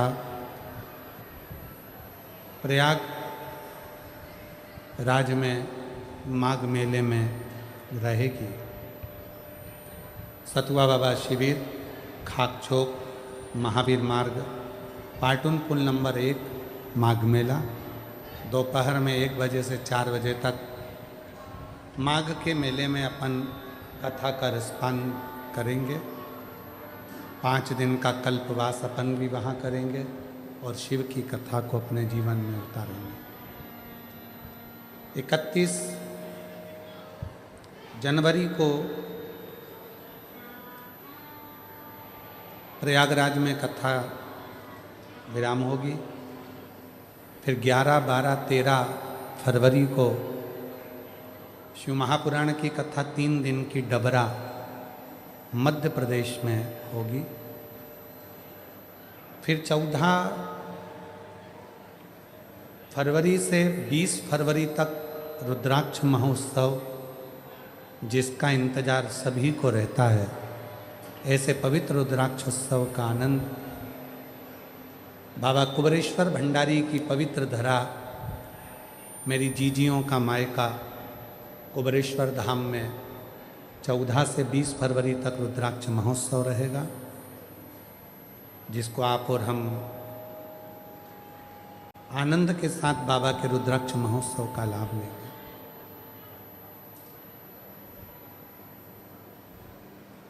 बाबा से अपने मन की बात कहिएगा। जहाँ जगह मिले वहाँ बैठकर दिल से प्रार्थना करिए, निवेदन करिए, विनय करिए, विनती करिए और बाबा को अपने मन का भाव करिए, प्रार्थना करिए।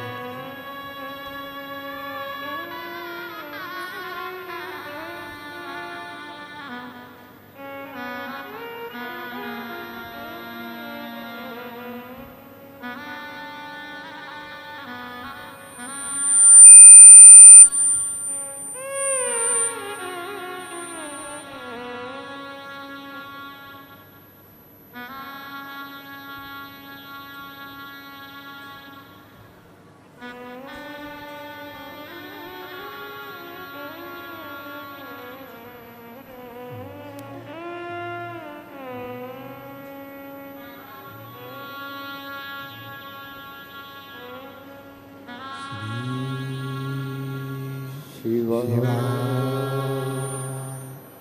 नमस्तु श्री शिवाय नमस्तु श्री शिवाय नमस्तु श्री शिवाय नमस्तु श्री शिवाय नमस्तु। भोला सब दुख काटो भार, ओ भोला सब दुख काटो भार।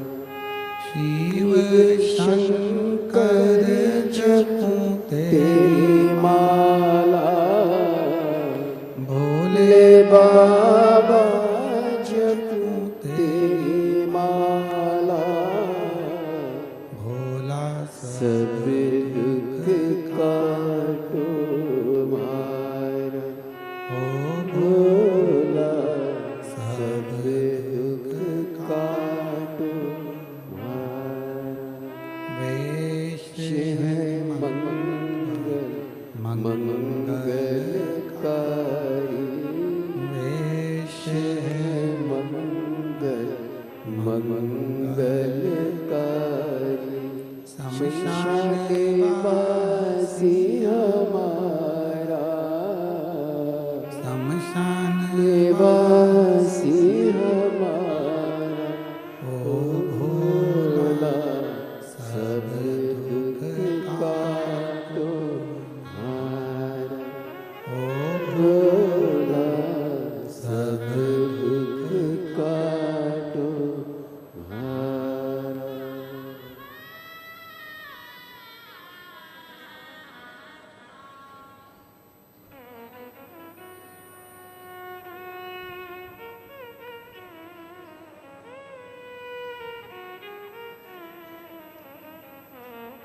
बाबा देवादिदेव महादेव भगवान शिव ओगड़दानी त्रिकालदर्शी कैलाशी अविनाशी भगवान शंकर की पवित्र कथा कर रहे हैं। शिव महापुराण की कथा वर्णन कर रहे हैं।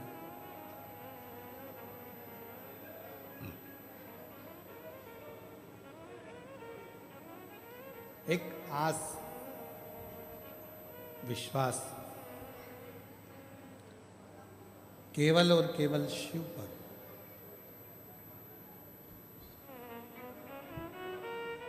दक्ष प्रजापति ने जब माता सती के लिए स्वयंवर रखा,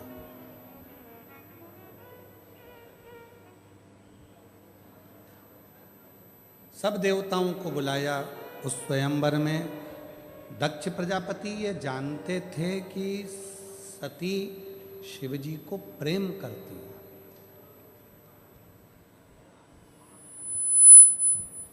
उनके हृदय में ये बात थी कि सती माता भगवान शंकर को प्रेम करती है, स्नेह करती है।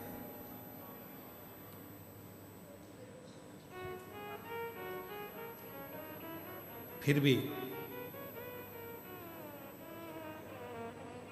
दक्ष प्रजापति ने शिवजी को नहीं बुलाया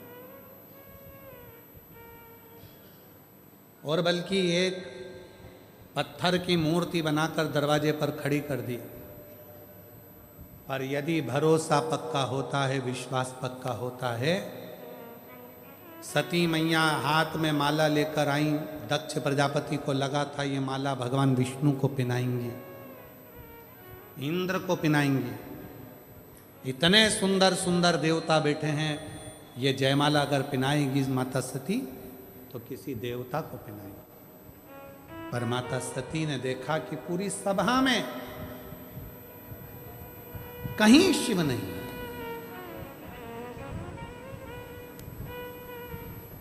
पूरी सभा के अंदर कहीं भगवान देवादिदेव महादेव भगवान शंकर है ही नहीं। और सखी कह रही है सती माता से, सती जिसको तू प्रेम करती है वो शंकर भगवान को तो तेरे पिताजी ने बुलाया ही नहीं। और तो और तेरे पिताजी ने एक मूर्ति बनवा के दरवाजे पर खड़ी कर दी हंसी उड़ाने के लिए।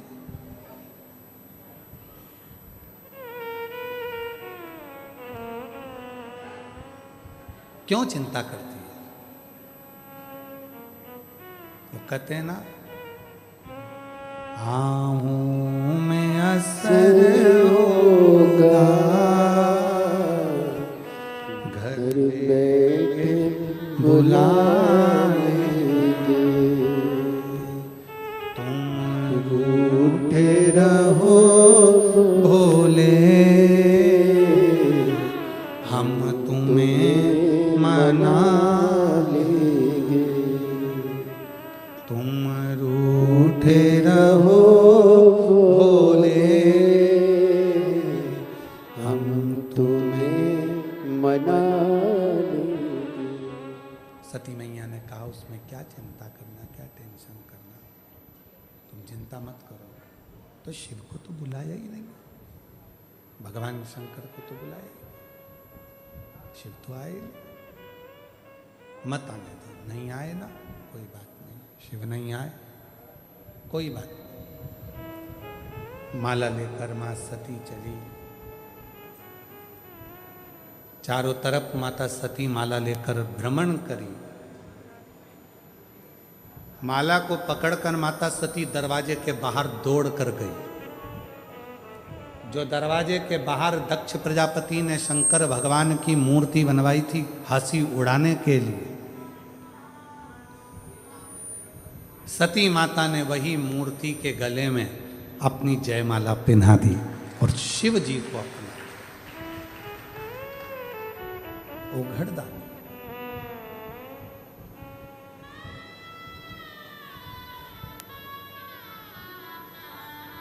दक्ष प्रजापति बोले, दक्ष प्रजापति ने कहा, दक्ष प्रजापति बोले कि ये तो पत्थर की मूर्ति पे इसने माला पहनाई है।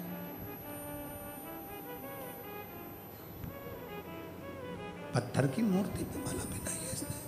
तो दक्ष प्रजापति कह रहे हैं शंभु शंभु शंभु शंभु शंभु शंभु शंभु।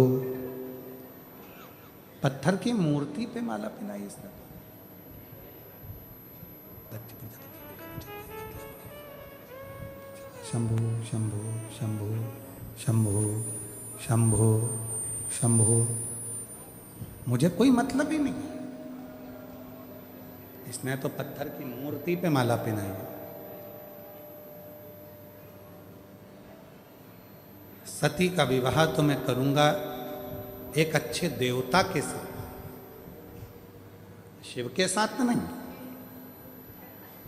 पर जैसे ही सती माता ने माला पहनाई और माला पहनाकर माता सती ने कहा, भोलेनाथ ये जयमाला नहीं है, मेरी प्राणों की माला तुम्हें पहना दी, अब तुम इसे स्वीकार करो।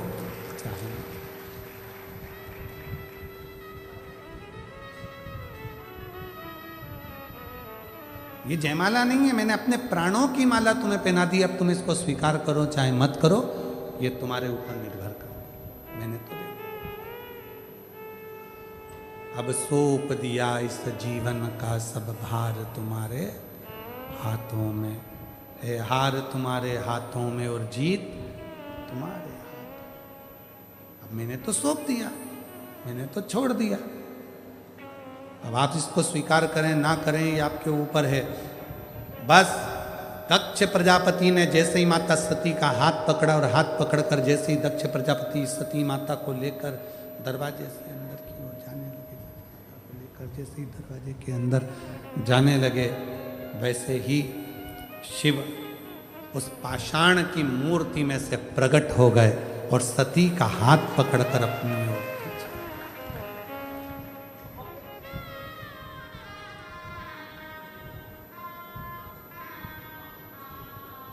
शिकार किया सती के उस माला को। दक्ष प्रजापति ने कहा पत्थर में से शिव जी कैसे प्रकट हो सकते हैं।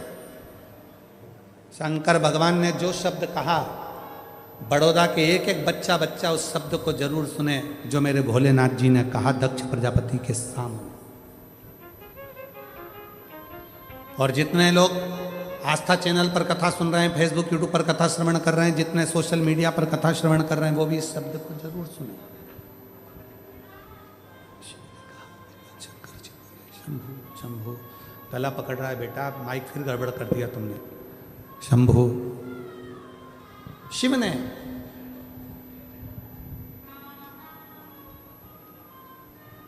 जो शब्द कहा, भगवान शंकर जो शब्द बोले, शिव जी ने कहा दक्ष प्रजापति आप कह रहे हो कि पत्थर की मूर्ति में से शिव कैसे प्रसन्न हो गए, पत्थर की मूर्ति में से शंकर कैसे प्रकट हो गए, पत्थर की मूर्ति में से शिव कैसे प्रकट हो गए, आप कह रहे हो।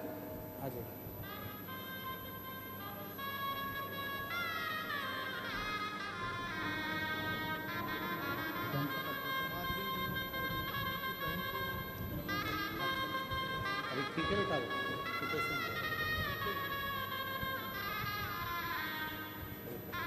आप ही की बहन है छोटी 16 साल की, जिसको ब्रेन ट्यूमर हो गया था, कोमा में चली गई थी और बाबा की कृपा से पूर्ण तरह से स्वस्थ है। ये एक उसको भी दे जोरदार ताली बजाइए एक बार। साधु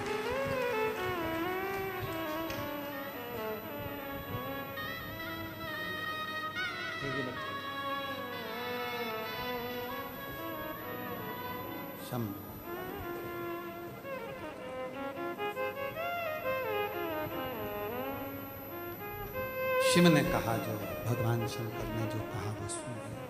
शिव ने जो कहा, शंकर जी बोले, शिव बोले, दक्ष प्रजापति तुम कहते हो कि पत्थर की मूर्ति में से शिव कैसे प्रकट हो गए, शंकर कैसे प्रकट हो गए, तुम कह रहे हो। आइस ज्यादा है, उसको कम करो थोड़ा।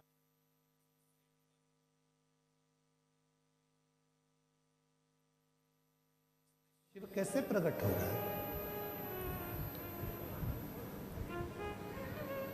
दक्ष प्रजापति तुम कह रहे हो कि इसमें शंकर कैसे प्रकट होगा? शिव जी ने जो कहा वो आप भी धारण करिएगा बसरेंद्र। शिव जी ने जो कहा वो आप भी ध्यान करिए। शंकर भगवान कहते हैं सुनो दक्ष प्रजापति, दुनिया की दृष्टि में लगता है कि शंकर का शिवलिंग पत्थर का है, दुनिया की दृष्टि में लगता है कि ये तो एक कंकर है, पत्थर है।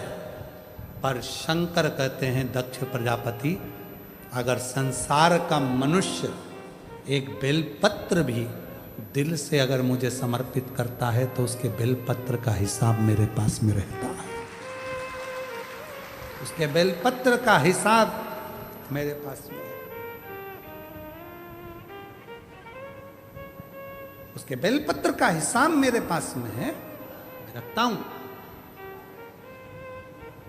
जीजियों आप भले भूल गए, वो याद रखना। हम आपसे पूछें 28 दिसंबर को भोजन में आपने सुबह के भोजन में क्या खाया था? 28 दिसंबर को सुबह के भोजन में आपने क्या क्या चीज खाई थी, आपको याद है? जम के बोलो जरा। नहीं, चलो जाने दो। 12 नवंबर को आपने क्या खाया था, याद है क्या? अरे बोलो तो जम के। नहीं।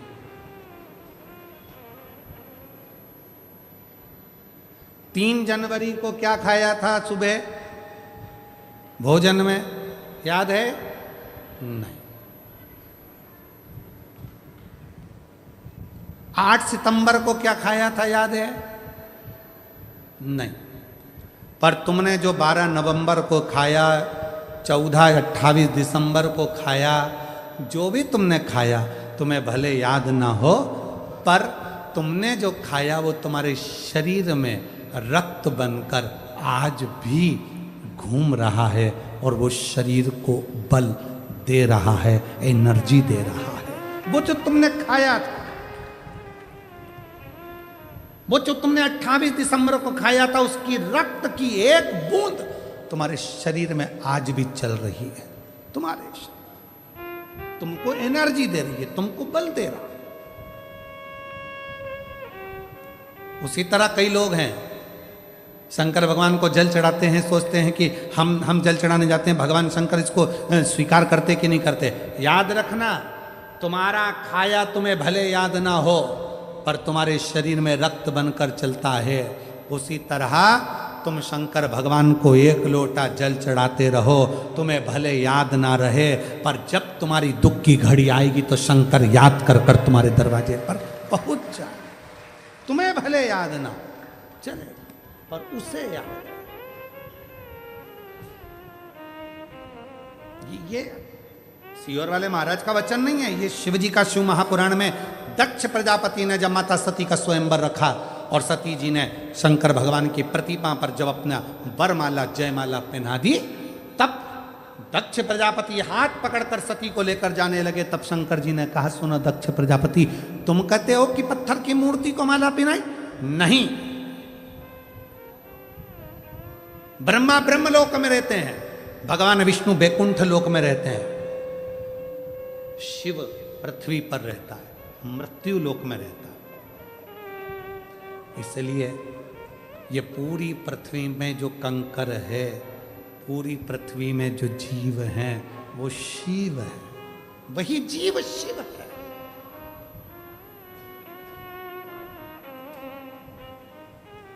कुबेरेश्वर बाबा की पवित्र धरा पर लोग आते हैं, सीहोर में पहुंचते हैं, कंकर शंकर का पूजन करते हैं, 5 कंकर रखकर उसकी पूजन करते हैं, 1 कंकर अपने साथ उठाकर ले जाते हैं। फिर बाद में बाबा उनकी कामना पूरी कर देता है तो वो कंकर रख जाते हैं। कई बार लोग नहीं भी रखने आते, अपने घर में शंकर जी समझकर उनकी पूजन करते रहते हैं, और वो एक ना एक दिन जिस कंकर की पूजन करते हैं, एक ना एक दिन वो कंकर में भी शंकर का प्रतिबिंब अपने आप आने लगता है और वो दर्शन देने लगता है। उसको शिव माना। तुम कहते हो भोले हमें काशी प्यारी है, तुम कहते हो भोले हमें काशी प्यारी है, एक बार तो आ जाओ, एक बार तो आ जाओ, काशी भी बना देंगे, तुम रूठे रहो भोले, हम तुम्हें मना लेंगे।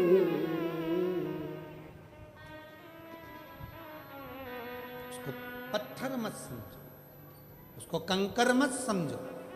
जैसे हम शिव महापुराण को कभी भी शिव महापुराण नहीं समझते। अगर एक बेलपत्र यहाँ से उठाकर देते भी हैं तो ये हम नहीं मानते कि हम शिव पुराण पे से चढ़ी हुई दे रहे हैं। हम तो कहते हैं मेरा शंकर जो व्यासपीठ पर विराजमान है उसका जो ये पुराण है ये शिवलिंग उसी का स्वरूप है, और हम शंकर से ही मांगकर शंकर की बेलपत्र ही उसको दे रहे हैं जिसको जरूरी है, जिसको जरूरत है। जरूर इसीलिए शायद दुनिया के लोग कहते हैं कि कौन बनेगा करोड़पति की हर सीट पे बैठना सरल है, पर शिव महापुराण की व्यासपीठ तक जाना कठिन है। बहुत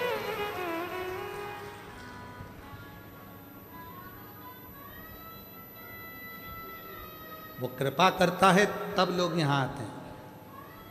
एक पत्र अच्छा है, देखिए।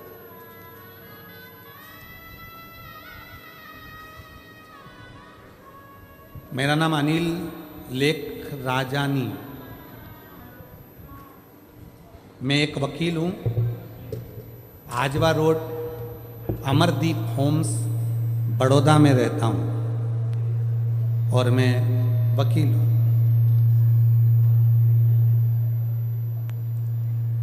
कहीं बैठे हों, यदि कहीं बैठे हों, आप भी हैं, आ जाइए आ जाइए आ जाइए। शंभू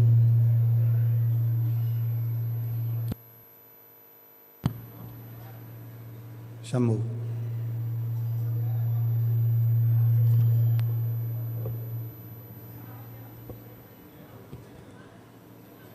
मेरा नाम अनिल लेख राजानी, मैं एक वकील हूँ। आजवा रोड अमरदीप होम्स बड़ोदरा में रहता हूँ। मेरा मोबाइल नंबर ये है। गुरुजी, मैंने आपकी कथा यूट्यूब पर सुनी थी और कथा सुन के सोचा कि क्या सच में ये सब हो सकता है? जो सोचो क्या वो मिलता है शिव पुराण में? क्या शिवजी को एक लोटा जल चढ़ाने पर ये सब कुछ मिल सकता है? गुरुजी, मैं मानता नहीं था। गुरुजी, मैं कभी शिव मंदिर नहीं जाता था, पर आपकी कथा सुनने के बाद मैंने 3 साल पहले मंदिर जाना शुरू किया और रोज एक लोटा जल महादेव पर चढ़ाना शुरू किया। गुरुजी, मेरे पास कुछ नहीं था। आज ऐसी कोई चीज नहीं जो मेरे पास ना हो। गुरुजी, मैंने भारत सरकार द्वारा नोटरी के पद के लिए अप्लाई किया था और बाबा ने ऐसी कृपा करी, आज मुझे भारत सरकार का नोटरी बना गया। बाबा की कृपा से नोटरी बन गया। गुरुजी, मेरी पत्नी निश लेख राजानी 8 साल से सीए की परीक्षा दे रही थी और सीए की परीक्षा में उत्तीर्ण नहीं हो पा रही थी। उसका सीए क्लियर नहीं हो रहा था। तब मेरी पत्नी ने भी पशुपतिनाथ का व्रत किया और 3 सोमवार पशुपति व्रत पूर्ण हुए और बाबा की ऐसी कृपा हुई कि मेरी पत्नी सीए बन गई। आज मैं बाबा को प्रणाम करने के लिए आया हूँ। गुरुदेव, एक बात कहना थी। एक वकील हूँ, मेरे पास बहुत सारे डाइवोर्स के केस आते हैं, तलाक के केस आते हैं, पर गुरुजी लड़का और लड़की को कितना भी समझाओ कोई समझता ही नहीं। आखिरी में वो केस लड़ना पड़ता है, एक जीतता है एक हारता है। पर मन को बड़ा दुखी होता हूँ कि आपके माध्यम से तो इतना बड़ा वकील बना और आपके माध्यम से सब मिला, तो कहीं मैं बुरा तो नहीं कर रहा। तब जितने भी डाइवर्स के केस आने लगे उनको मैं सप्ताह भर का समय देता हूँ और एक काम करता हूँ, उन दोनों लड़का लड़की को समझाता हूँ कि एक काम करो, मैं तुम्हारा तलाक करवाऊंगा, पहले एक लोटा जल शिव जी को चढ़ाना प्रारंभ करो। जो जल चढ़ाएगा उसी का केस जीतने के कतार पर लाकर छोड़ दूंगा और पक्का है तलाक करा दूंगा। लड़की आती है तो लड़की को जल चढ़ाने का बोलता हूँ, लड़का आता है तो लड़के को जल चढ़ाने का बोलता हूँ। और गुरुदेव सत्य बताऊँ ना तो उनका केस लड़ने की जरूरत नहीं पड़ती, भोलेनाथ उन दोनों को जोड़ देता है। चाहे वो हमारे माध्यम से जोड़े चाहे जज के माध्यम से जोड़े, पर उनका जितनों को भी जल चढ़वाया किसी का तलाक नहीं हुआ, सब जुड़कर वापस गए हैं। ये शिव की उदाहरण। आइए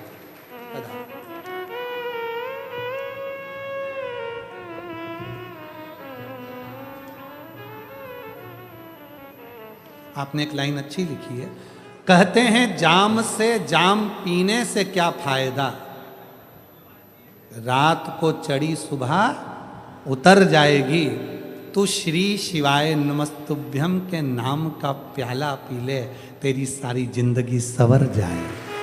सारी जिंदगी। वकील साहब शायर भी हो क्या? बड़ा सुंदर सुंदर लिखा है हो। साधुवाद, जोरदार ताली बजाओ एक बार।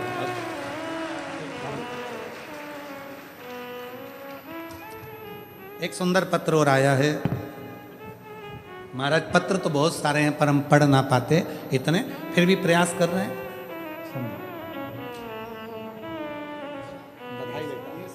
सीए बनी है बेटी, एक बार जोरदार ताली बजाओ। साधुवाद।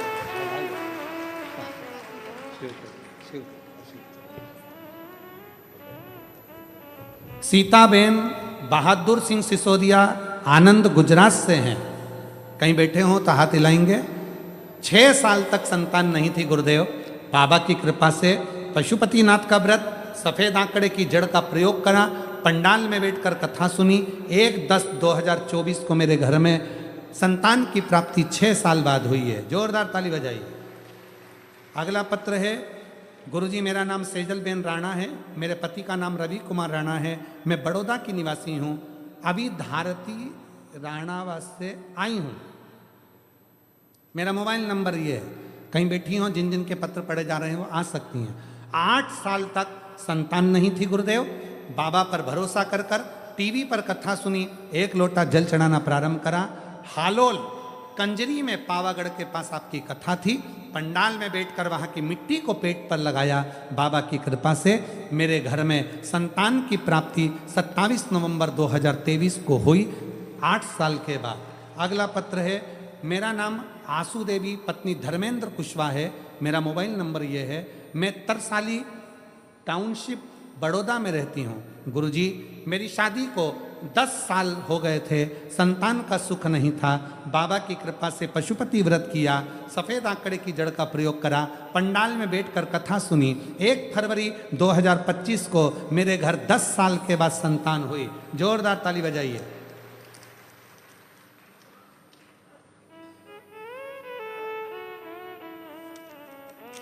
और तेरी कृपा का क्या है भरोसा, कब किस पर हो जाए, जरा सी हम पर कर दो, जरा सी हम पर कर दो। जिस पर भी हो गई तेरी कृपा करुणाओ, भव पार हुआ, भव पार हुआ, पापी हो जाए। एक पत्र और है, मेरा नाम रेशमा दीपक साइकिल है, मेरी शादी के कई साल निकल गए पर संतान का सुख नहीं था। सारे डॉक्टरों को दिखाया पर संतान का सुख नहीं आया। तब भोले बाबा पर भरोसा कर कर 2 पंडाल में जाकर कथा सुनी, 2 बार पशुपतिनाथ का व्रत करा और बाबा की कृपा से 15 साल के बाद 18/11/2025 को बाबा की कृपा से 2 बच्चे बाबा ने दिए हैं जुड़वा। मैं बाबा को यहाँ प्रणाम करने के लिए आई हूँ जो 15 साल के बाद हुए हैं। शिव को नमन करती हूँ। कहीं बैठे हो तो आ सकते हैं। जो जैसी भावना वो वैसा ही फल पाया, नहीं खाली उसे लौटाया, वो मन ही मन हर्षाया, और कर दिया माला माल का शिवाले लुटा दिया भंडार काशी वाले। दिल से जो मांग वो दिल से दे, हृदय से, हृदय से दे। शिव कथा करे भोलेनाथ खुद बोल रहे हैं, दक्ष प्रजापति तुम ये ना समझना कि पत्थर की मूर्ति पर माला पहनाई और पत्थर की मूर्ति से शिव ना प्रकट हो, शंकर ना प्रकट हो। नहीं।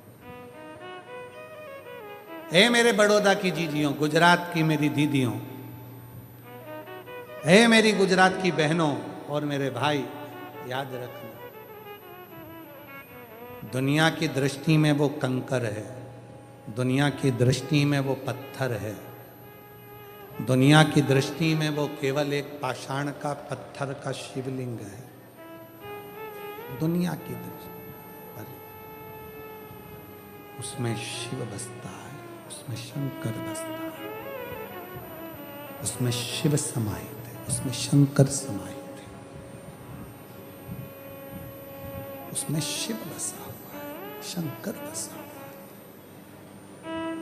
वो दुनिया की दृष्टि में केवल कंकर हो सकता है, वो दुनिया की दृष्टि में केवल एक पाषाण हो सकता है, पर स्वयं शिव महापुराण में दक्ष प्रजापति के चरित्र में शिव स्वयं कह रहे हैं, दक्ष इसको केवल मूर्ति मत समझ, ये मैं अजब, इसको केवल मूर्ति ना समझ, इसमें मैं हूं।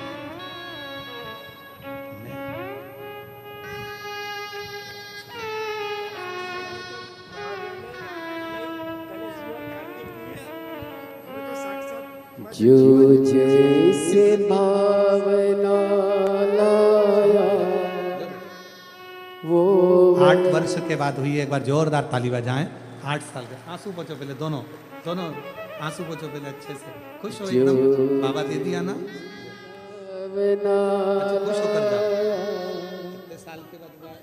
वो वैसा ही फल पाया। अच्छा खुश हो, आंसू पोछ पहले, आंसू पोछ। अच्छा खुश होकर जाओ दोनों, ये लो। नहीं खाली उसे लौटाया वो मन ही। बेटा बोल रहा है कि बाबा ने बच्चा तो दिया ही दिया, साथ में 26 साल के बाद खुद के मकान में भी बाबा ने बिठा दिया। एक बार जोरदार।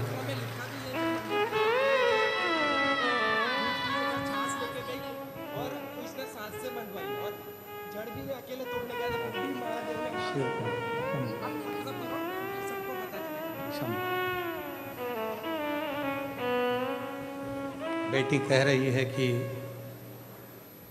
लोटे में भरकर रखा था दूध,